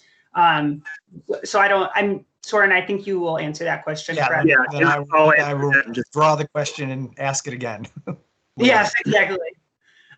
Yeah, so like I said, the structures that I mentioned above are essentially, they both, or all of those structures require the Section 10 and 404 permits. And under Section 10, it's rare, but there's a possibility that structures work outside of waters of the U.S. could be regulated under Section 10, but that's a very rare occurrence. Just if it impact the structures on land or the work on land impacted the course, condition, or capacity of the water, but that's not something that happens very often at all. Next slide, please. So these are the types of permits we have within Chicago district, and I'm going to start with the big square on the left side, which is our general permits, which includes the ones on the right, the nationwide permit, a regional permit, and our fairly new permit, the Lake Michigan Regional General Permit. And all of those have specific rules that you must adhere to fit under to receive these general permits. If you don't fit those categories or general conditions, you then would be bumped up to an individual permit, which is the smaller blue box on top, which also includes the letter of permission, which is just a different type of permit. But essentially, if you don't meet those elements of the general permits, you would have to get an individual permit, and those ones are the more onerous projects where we go through more scrutinous review of those, and they often take longer than the general permits. And just to note, the Lake Michigan Regional General Permit is fairly new in the past couple months, and it has alleviated a lot of the we used to have a lot more regional or a lot more individual permits, those harder permits, and a lot more will fit under the Lake Michigan Regional General Permit, which is, I think, a good benefit for the public in that it, it's an easier process to follow and shortens their timeline quite a bit. And is this the appropriate time to re-ask the question that Trustee Kurzman asked and Trustee Plunkett was going to ask about whether the groins or the perpendicular revetments are permitted under the Lake Michigan Regional General Permit, or should we hold that question longer? I will answer that in just a little bit because I'm going to go into more detail on the Lake Michigan Regional General Permit. Great. I will shut up then. Well, let me ask, while we're speaking of permits, can you comment on the length of time for either of these type permits? What does something like this normally take? Yeah, so they do vary by type of permit. The regional general permit, if we receive a complete application, is typically a 60-day timeline, but that's if we receive the complete application of all things we need to process. The nationwide permit is typically 45. Same thing applies in that it has to be complete. And for the individual permits, it's supposed to be for 120 days, but I'll admit that we often does take longer than that. And that also is usually because we don't have enough information from the applicant to complete our process, since that one is pretty intensive. So most people are used to applying for general permits, but the individual permit takes a lot more information. So getting that information we need often takes longer than that 120 days. Thank you. Mm-hmm. And Soren, I think you were up next. Yes, yeah, so we can go ahead and go on to the next slide. And so, part of our permit review is a public interest review. So, and I wanted to talk about this a little bit in the context of our change in how we were processing some of the permit applications that we are seeing. So when we do an individual permit, so it does not meet one of those regional general permits, we do a public notice and we issue we send a notice to adjacent property owners, soliciting comments, and also, various agencies and resource agencies for comments. And then as part of that, we also do a more individual look at potential public interest, such as like usage along the shoreline, competing usage, where different possible uses may be suited for that area. And we also look at things like, the littoral movement of sand through the system. And so with the regional general permit, what we have done is we essentially do that review up front. And so when we established the Lake Michigan Regional General Permit, we sent that permit program out to public notice and solicited comments. And we did that public interest review where we looked at a lot of these issues with endangered species and aesthetics and access along the shoreline and things like that. And that was, factor into our decision when we authorized the regional permit program. And so what that allows us to do is when individuals request a permit under the regional general permit, what they're seeking is a verification that their project meets those terms and conditions of that permit program. And essentially that permit program has been established to try to take into consideration some of those common issues that we would see and, form essentially projects that meet those conditions are determined to have no more than minimal impacts. And so if we receive, an application for a project that, either clearly does not meet one of the conditions or, for some other reason, the impacts are considered to be more than minimal, that's when we will kick it to an individual review, and it will have this more in-depth public interest review. Next slide, please.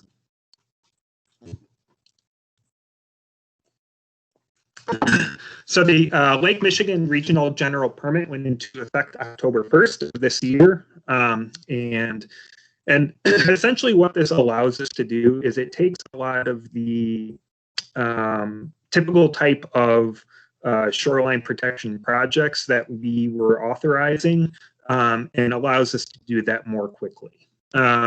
So overall, there's 8 groups of activities that are covered under the regional general permit.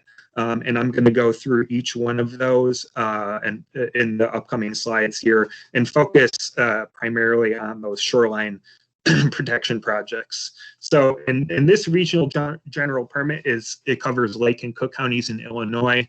We do extend into Indiana, but this general permit does not cover those counties in Indiana. And I will answer the question that was previously asked as I get onto these next slides. Next slide, please. So these are the first 4 basic groups of activities that are covered under the regional general permit. So, the first one is installation of piers and docks, boat ramps, boat hoists, and lifts. And so those we don't see these quite as often on Lake Michigan as we do on some of the smaller lakes, but we do see those from time to time. Number 2 is navigational and mooring aids. 3 is temporary recreational structures, which we really don't see much of. But for example, if a municipality wanted to temporarily put a structure out into the lake for recreation at like a municipal beach, that would require a permit. And so activity 4 is the one that really covers the types of activities that we're talking about for shoreline protection. And I wanted to highlight a couple of the items that we have in that permit program or in this activity to address potential concerns with the shoreline. So the first one is that the groins or breakwaters, they have to be situated within 125 feet of the toe of the bluff. And we use the toe of the bluff to be consistent with IDNR, the Illinois Department of Natural Resources. They have the same condition in their permits. And so we wanted to be consistent with that.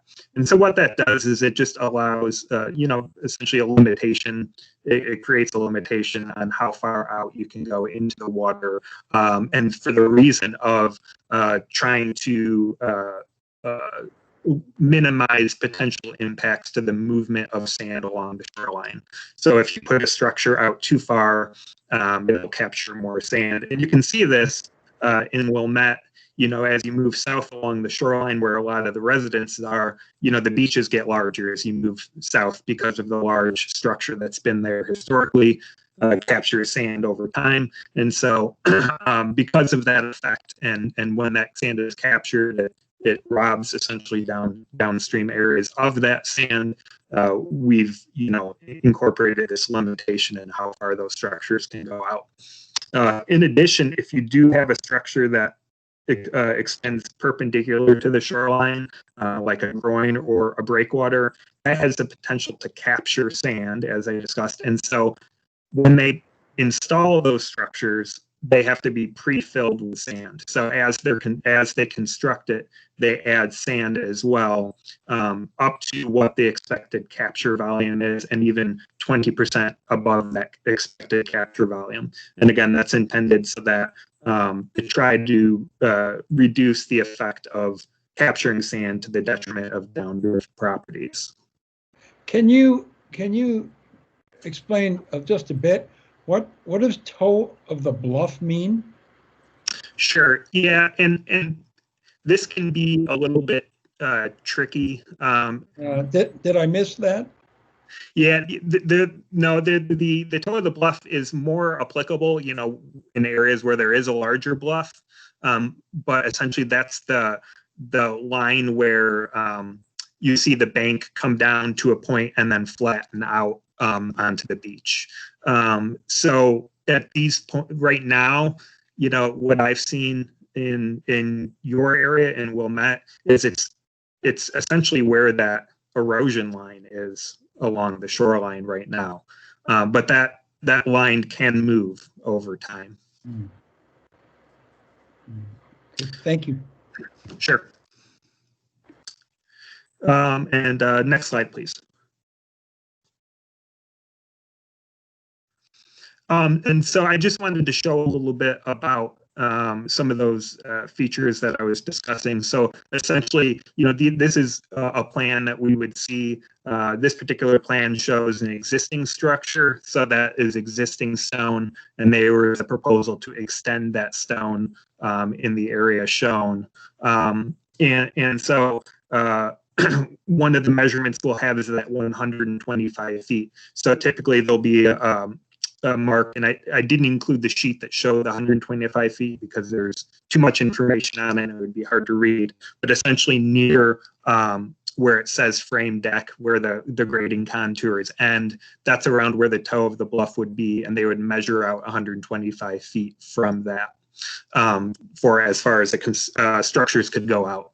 And then the area within, like that's closed within the stone on either side of there, is the enclosure area, which would tend to capture sand. And so that's the area where the pre-fill is put so that that area already has a pre-fill sand, and then the sand can then bypass the structures and move down drift. Next slide, please.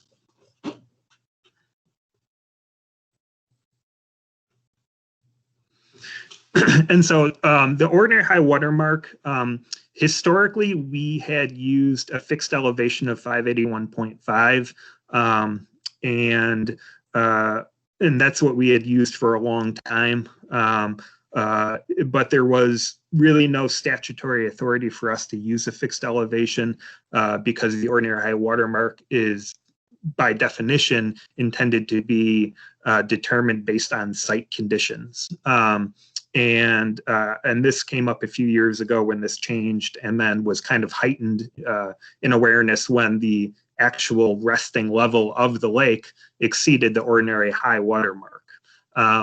So our ordinary high water mark is basically, we look at these physical characteristics. And in that photo number 1 there, I have an approximate line of where that ordinary high water mark would be established based on site conditions. And in that one, it would be based on the assessment of where that change in vegetation is, where you have the vegetation present and where it has been eroded. You also see a shift in the composition of the sand. So you see, you see more stable sand to the right, and to the left, there's a change in the color, and there's also kind of a cobble line along there that you see. So it's those combination of factors that you look at to establish that ordinary high water mark. In the photo 2, this is where sometimes looking at the photos can be really difficult to make a determination. It's much easier to see on site. But looking at the photo, I would, at that red line, I would draw in the approximate ordinary high water mark there. And that would be based more on a change in the composition of the sand materials, where you go from, sand to the right, and there's more of a mix with cobbles on the left. There may be a grade shift in there too that might be used to determine the ordinary high water mark. There's a coloration change based on wetness there as well. And then that final photo 3, it's difficult to see on here, but there is a line that you can see when you're out in the field. That's a change in the color on the steel sheeting. This one can be a little bit problematic because the line may be a demarcation of where the sand had been previously, and not necessarily a water line. But we have had these lines surveyed, and they've all come out to be recently, in the past year, right around 584. So whether you're surveying it based on, vegetation changes or sand changes, cobble, whether it's a line on a steel seawall, they've all come to be right around 584. So that is how we establish our jurisdictional boundaries. So essentially anything lakeward of that ordinary high water mark is under our jurisdiction, and anything above that landward of ordinary high water mark is outside of our jurisdiction. And so you can do work, basically up to that ordinary high water mark and not require a permit from us. Any questions on that? I have a question on that. The obvious is that this ordinary high water mark is changing. So how does that, you looked at some of those photos from Mr. Manus where it showed the groin, I guess it is, touching the water, the end of it. If the water level was low, that would not be touching the water. So did you have jurisdiction to put that in, in the beginning when the groin was put in? And if there's a low water, do you now not have jurisdiction over that groin? Right. So yeah, in the future, so some of these structures that are put in now, and when you have lake levels go down and sand, accretes over time, the ordinary high water mark will move out, and there will be structures that are regulated currently that will no longer be regulated. So that's definitely true. And that's certainly a complication of, using a variable line along the Lake Michigan shoreline. And I think there was, a good deal of, support in terms of like from the public that a fixed line was easier to understand. But unfortunately, there's really no regulatory authority, unfortunately, or statutory authority to use that fixed elevation. So that's we're kind of stuck using that variable determination. So well, I guess, go ahead, Trustee Paul. no, I mean, the correlation would be if it's, if you are in a lower level water line, people can build things that may eventually touch the lake when the waters rise, but you wouldn't have any authority to regulate that as they are building it if it's not intended to touch the water at that point. Correct. Yeah. Yes. Yeah. Right. So my follow-up question was for the staff, which was, okay, so if the Army Corps doesn't have jurisdiction over a beach because the water level is low, can someone build a revetment or, another structure? We've obviously got some zoning, that covers that land, but is the answer, and I think Trustee Plunk, this is where you're going. If you're going to build one of these, wait until the water's low when you don't need it. So in case you need it, you have it, kind of thing. So Mr. Steiner, Mr. Adler, do we have regulatory authority when it's not in the water? So it's outside of the Army Corps' regulatory authority, or we do have it, but what are the practical limits in our ordinances on that? I don't think our zoning limitations would prevent that. As it relates to accessory structures, as it relates to principal structures, absolutely. So that's something, if that's the case, we might want to look further into. Is there anything on the grading permit side or anything from the engineering department? Dan, is there something with the IDNR and the floodplain maps that would come into play? Yeah, we have the base floodplain elevation up to 585, but if it's above and beyond that, then we would still have a grading permit to be issued, but a homeowner could call it landscaping stones, and we would just be looking to see if it had any adverse impacts on the adjoining properties, and not necessarily what could be the future implications when lake levels rise again. But the 585 was pretty high up there, like that's almost at the bluff, isn't it, in many places?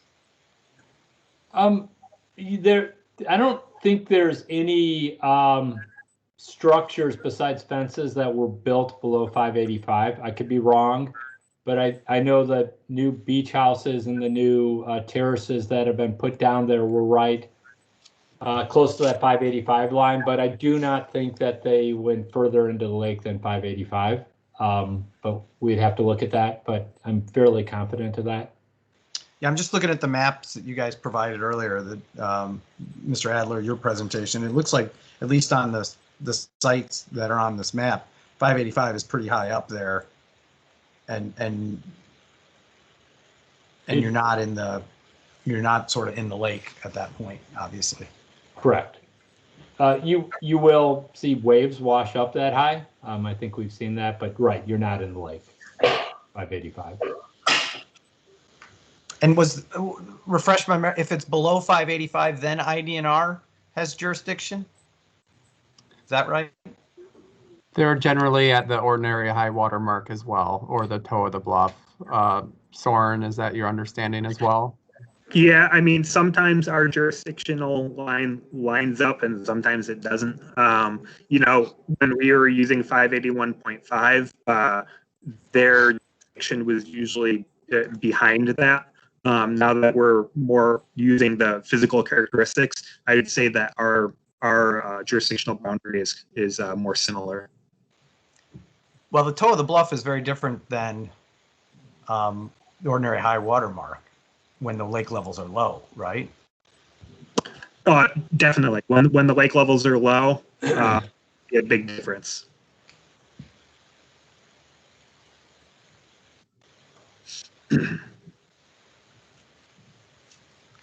Okay, no other questions around this one? Complicated. I think this is a follow-up offline to really understand it. Okay, well, we can move on to the next slide. And just to continue with the other activities that are covered under the regional general permit, beach nourishment is one of them. So this would allow individuals or you know, of other public bodies that own property along the lake to add sand for nourishment of the beach. And then there's other activities. Activity 6, maintenance of public harbors. Activity 7 is in-water discharge of dredged material, also beneficial reuse. We're seeing some of that where some dredged material, they're attempting to use that beneficially for reuse rather than just depositing it in the lake, using it for beach nourishment.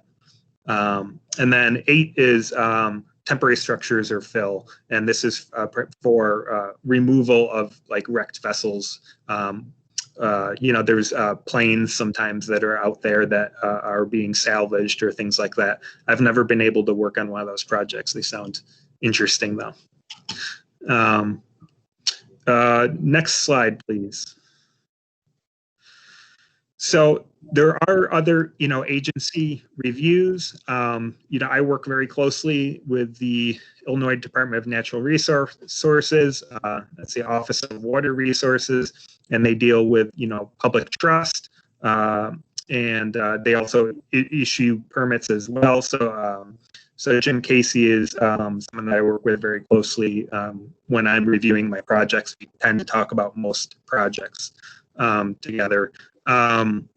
The Illinois Environmental Protection Agency, Illinois EPA, they issue a 401 quality certification for projects along the lake. And so they will issue an individual water quality certification for individual permits. And then they also issued a water quality certification for the overall regional permit program. So most activities under the regional permit program already have that certification. So most of the time that permit is not needed from the EPA. We also talk with the U.S. Fish and Wildlife Service because there are some threatened and endangered species that live along the lake, piping plover being one of them. And so that's another agency that may come in at times that we work with to ensure that there's, you know, not impact those threatened and endangered species. And then we're also doing coordination with local municipalities or the counties. You know, I've worked with Dan now a number of times this year on projects with these high lake levels, and we've been out together in the field and coordinating our reviews, which has been very helpful. And that's the end of our conversation. I think I did miss answering a couple questions in there, so if you want to bring those up now. I think the question was, are the perpendicular revetments or the groins, are those covered under the permit, the acceptable permits? Yeah, so that activity 4 under the regional general permit, so it does cover both parallel and perpendicular structures. And so that's where we have some of those limitations in the length of the perpendicular structures and how far they can go out to potentially, you know, to minimize potential adverse impacts to adjacent properties. But we do cover both under that. Previously, the revetments, like the along the shoreline type stabilization, the ones that are right along near the toe of the bluff, those ones typically in the past we did already have a regional permit that covered those. And then anything that was a groin or a breakwater out into the water, those had an individual review. And sometimes those would take 6 months to a year to issue. And so with having this regional general permit now, we're able to bring that timeline down, you know, closer to 60 days or even under 60 days at times, which is a big benefit to the property owners when they're dealing with the high lake levels. But, you know, one of the questions was asked about what we see along the Wilmette shoreline, and you don't see a lot of these perpendicular structures, and that's primarily because there is such a large beach there historically. 200 feet or more of beach in front of many of these properties, and so what we've seen is, as this erosion has happened, some old revetment structures have been unearthed by the erosion, and that's where we've seen maintenance of some of those structures. And that's where some questions have come up about allowing this, further out into the lake. They're seeing work happening further out, and that's because those structures were there previously buried in sand and they're now exposed. Whereas properties that didn't have that, the revetments, the new revetments that are going in, we're seeing those going in further back just because they didn't have the protection there and their shoreline has eroded back further.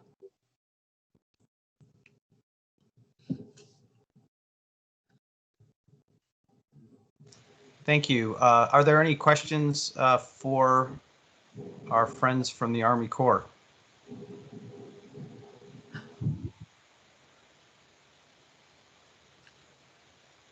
All right. Thank you very much, both to the staff and to our guests from the Army Corps of Engineers. Fascinating, complicated stuff, but very interesting. So appreciate your taking the time tonight to make the presentation. And I would say thank you for coming to Wilmette, but you didn't have to come to Wilmette tonight because we were remote. Well, and thank you for having us, because we do enjoy that opportunity to talk a little bit more about our program, because many people who don't deal with it regularly don't have a good understanding. So, we appreciate that opportunity to be able to talk about it. And Right, anything else? Yeah, President Volinsky, we'll follow up on that outstanding question next year with the board. And if trustees have other questions that come to mind in the interim, please send them to us and we can roll that into an update to the board at a later date. Great. Any other questions from the trustees? Anything else from the staff on this item? Okay, that was helpful. So we're back to Trustee Sullivan. The other two items were approved on consent. All right, Public Safety Committee is Trustee Kurzman. No report. And then Judiciary Committee is Trustee Plunkett. No report. There are no reports from our special committees. Item 7 is new business. There are no additional new businesses discussed. Before we move on to adjournment, let me remind the trustees that we're going into executive session. And from a technical point of view, I think we just stay on the line and Mr. Skiles is going to move us over to the other meeting to like a breakout room. Is that correct, Mr. Skiles? Yes, we'll have a separate meeting that I'll invite each of you over to individually. And then when that one's concluded, you'll just return back to this meeting, which will be on hold while you're in the executive session. Right. So we'll have to adjourn from both. So just hang on and don't cut yourself off until you're sure. President Blinsky? Yes. There early in the discussion about the shoreline, there was a public comment that was submitted through the YouTube live stream channel. If now's a good time, I could quickly read it into the record. Yeah, I mean, it wasn't a matter we were really considering, but if someone submitted something, I'm fine with you reading it. Okay, Stephanie Van Winkle said, I don't understand why someone can't put their own stand-up paddleboard in the lake from one of the public parks at their own risk without paying a $25 daily fee. That seems like a question for the park district and not for the village board. So, but thank you. Thank you, Mr. Skiles, for reading that. Okay. We do have a public policy purpose for not permitting that at the Elmwood Dunes Preserve, which is that's not a beach. It's a nature preserve, not a beach. So anyways, okay, so we'll move on to item 8, which is adjournment. So may I have a motion to adjourn to executive session for discussion of the appointment, employment, compensation, discipline, performance, or dismissal of specific employees of the public body pursuant to Section 2 sub C sub 1 of the Illinois Open Meetings Act, and discussion of minutes of meetings lawfully closed under this act pursuant to Section 2 sub C sub 21 of the Illinois Open Meetings Act. So moved. Trustee Sullivan. Trustee Sullivan, is there a second? Second. That was Trustee Plunkett. Would the clerk please call the roll on the motion to adjourn to executive session? Trustee Sullivan. Aye. Trustee Barrow, Aye. Trustee Dodd, Aye. Trustee Kurzman, Aye. Trustee Kennedy, Aye. Trustee Plunkett, Aye. President Belinsky. Aye. So we stand adjourned to executive session. Trustees, please hold on. Mr. Skiles will take care of the technical magic here.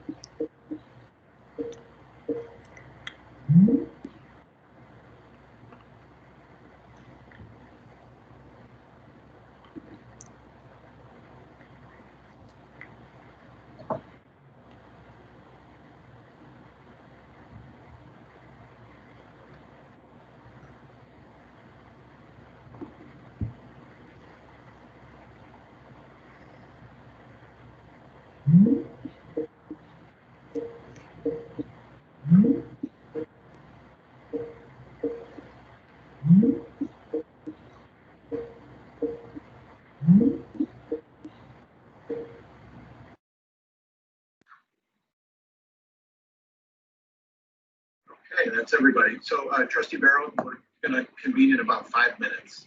President Belinsky said we'll start in 5 minutes. Hey, Peter. Call the meeting to order. Peter, Yes, sir. it's Dan Sullivan. You forgot about Gina Kennedy, because I'm looking at her on my other screen and she's still left in the other meeting. Now, I have to resubmit it. Hey, Gina, I think he's coming back to get you. Thank you. This is Yes, you're there, Peter Barrow. So, do I have 2 minutes? Yes, go ahead. All right, don't go anywhere.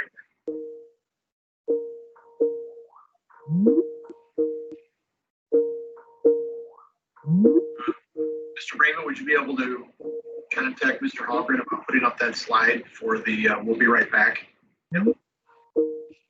Yeah, so Gina and my other video have not moved over. I see it's ringing her. Oh, I hear it ringing.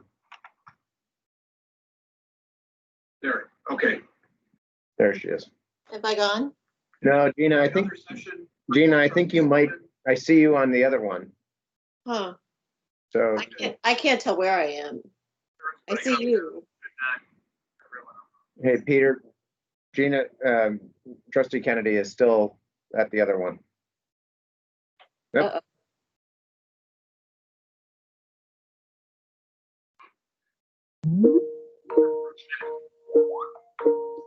Hey, so Gina, I got, there she is. Am I there? Well, your picture is, but you're blacked out. Oh, I don't know why that is. It's going to still be in the other meeting, but they're on hold.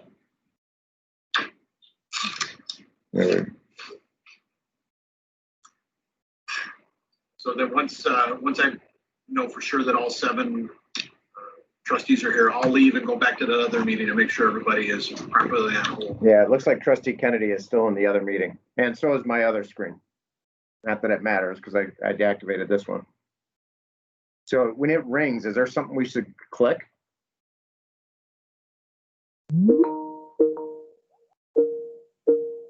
Oh, okay, so Trustee Sullivan, you're in the regular village board meeting with the guest account.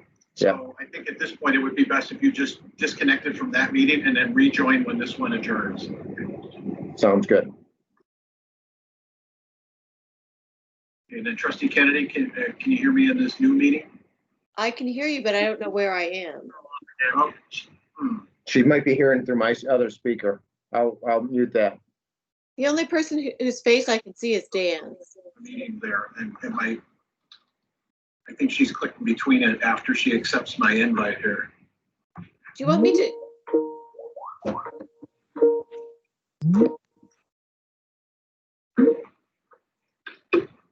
Did that do it? Yes, there you go. Oh, good. Yeah, it did open up a new window on mine, so like if you go to the other window, you're still the board meeting goes on. That was very surreal. I think I've been to Mars and back. Okay, if anyone would like to take a break, please do. We'll start in 4 minutes if anybody needs a break still. Looks like Joel got dinner. Sorry, Joel. Are we good, or anybody want to take a break? We're good? Okay. If you don't mind me, I'll switch to my other agenda here. All right, so I will call executive session. Before I go, Mike, you're going to start the recording, is that correct? I am. Hold on 1 second. I want to confirm that Eric's not hearing this in the public meeting because he had sent me a note that made me feel like he could. So hold on. If Trustee Sullivan dropped from the meeting, that might have been the one connection that was linking back over. Double checking. Hold on here. And you look like you're at your office. Also, Mike, I'm going to drop this meeting. I'll go back over there as well and make sure. And if anybody inadvertently transmits back into there, I'll just drop them from the meeting and invite them back when we resume. Yep. I'm in the office and I'm flying to LA tomorrow. Is anything going on in California? Get your quarantine shoes with you. I got a plan. Yeah, you've actually probably a lot of them. If you're there for just less than a day, it doesn't matter. So Bob, Eric says he can still hear us because he heard Dan talking about his flight. That's good. Peter.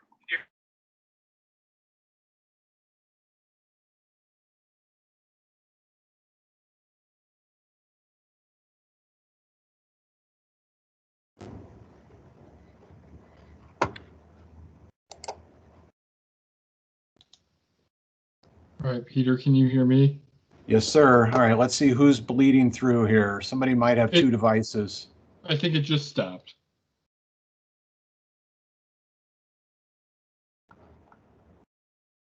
Oh, could it have been mine, I guess.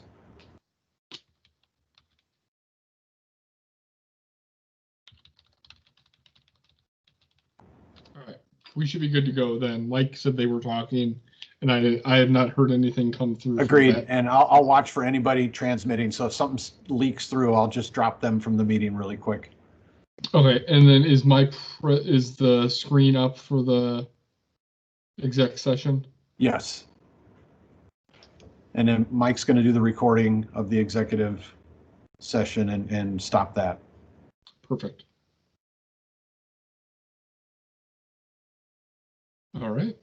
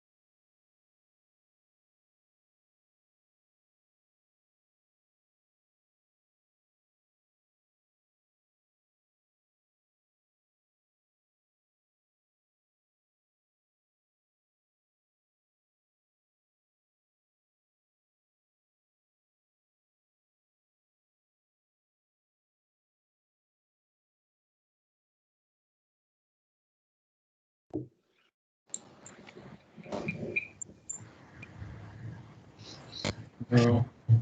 Well, that didn't work. That didn't work. Oh, yeah, I was gonna say, I'm here. We're here. We're here. I had to hit resume. I Is had that- to did everybody hit resume? I'm Yep. here. Okay. All right. I'm sorry, resume instead of rejoin. Okay. Okay. So I think we've got a quorum. We don't have Dan. No, there No, we do. Dan's Oh, we here. do. Okay, I don't see him. So Dan sent Joel, Gina, Kathy, Peter. We're all here. Okay. So before I ask for a motion to adjourn from this meeting, I just want to let people know, so that the 22nd meeting is not a meeting we normally hold. So I've told Mike that we just want the absolute necessities on that agenda. And that's just the emergency declaration and the contract for Hibbard Park. We're not even going to approve minutes. We'll have public comment as required, but we're going to try and make that meeting as quick as possible. I'm not planning to wear a tie. It's 3 days before Christmas and we normally don't have this meeting. So if people want to go casual, I will take the lead on that as well. Okay? So I will entertain a motion to adjourn from the main meeting. So moved. All right, so Trustee Barrow was first there. Trustee Sullivan, a second from you, please, then? Second. Okay, seconded by Trustee Sullivan. Would the clerk, whoever's acting clerk, I see Eric on, but he may not be on. So Mike, why don't you just call the roll? Okay. Oh, I am here if you want me to call it. Oh, go for it, Eric. Okay, go ahead. Go ahead, Eric. Thank you. Trustee Sullivan, Aye. Trustee Barrow, Aye. Trustee Dodd, Aye. Trustee Hersman, Aye. Trustee Kennedy, Aye. Trustee Plunkett, I and President Belinsky. Aye, so the motion carries.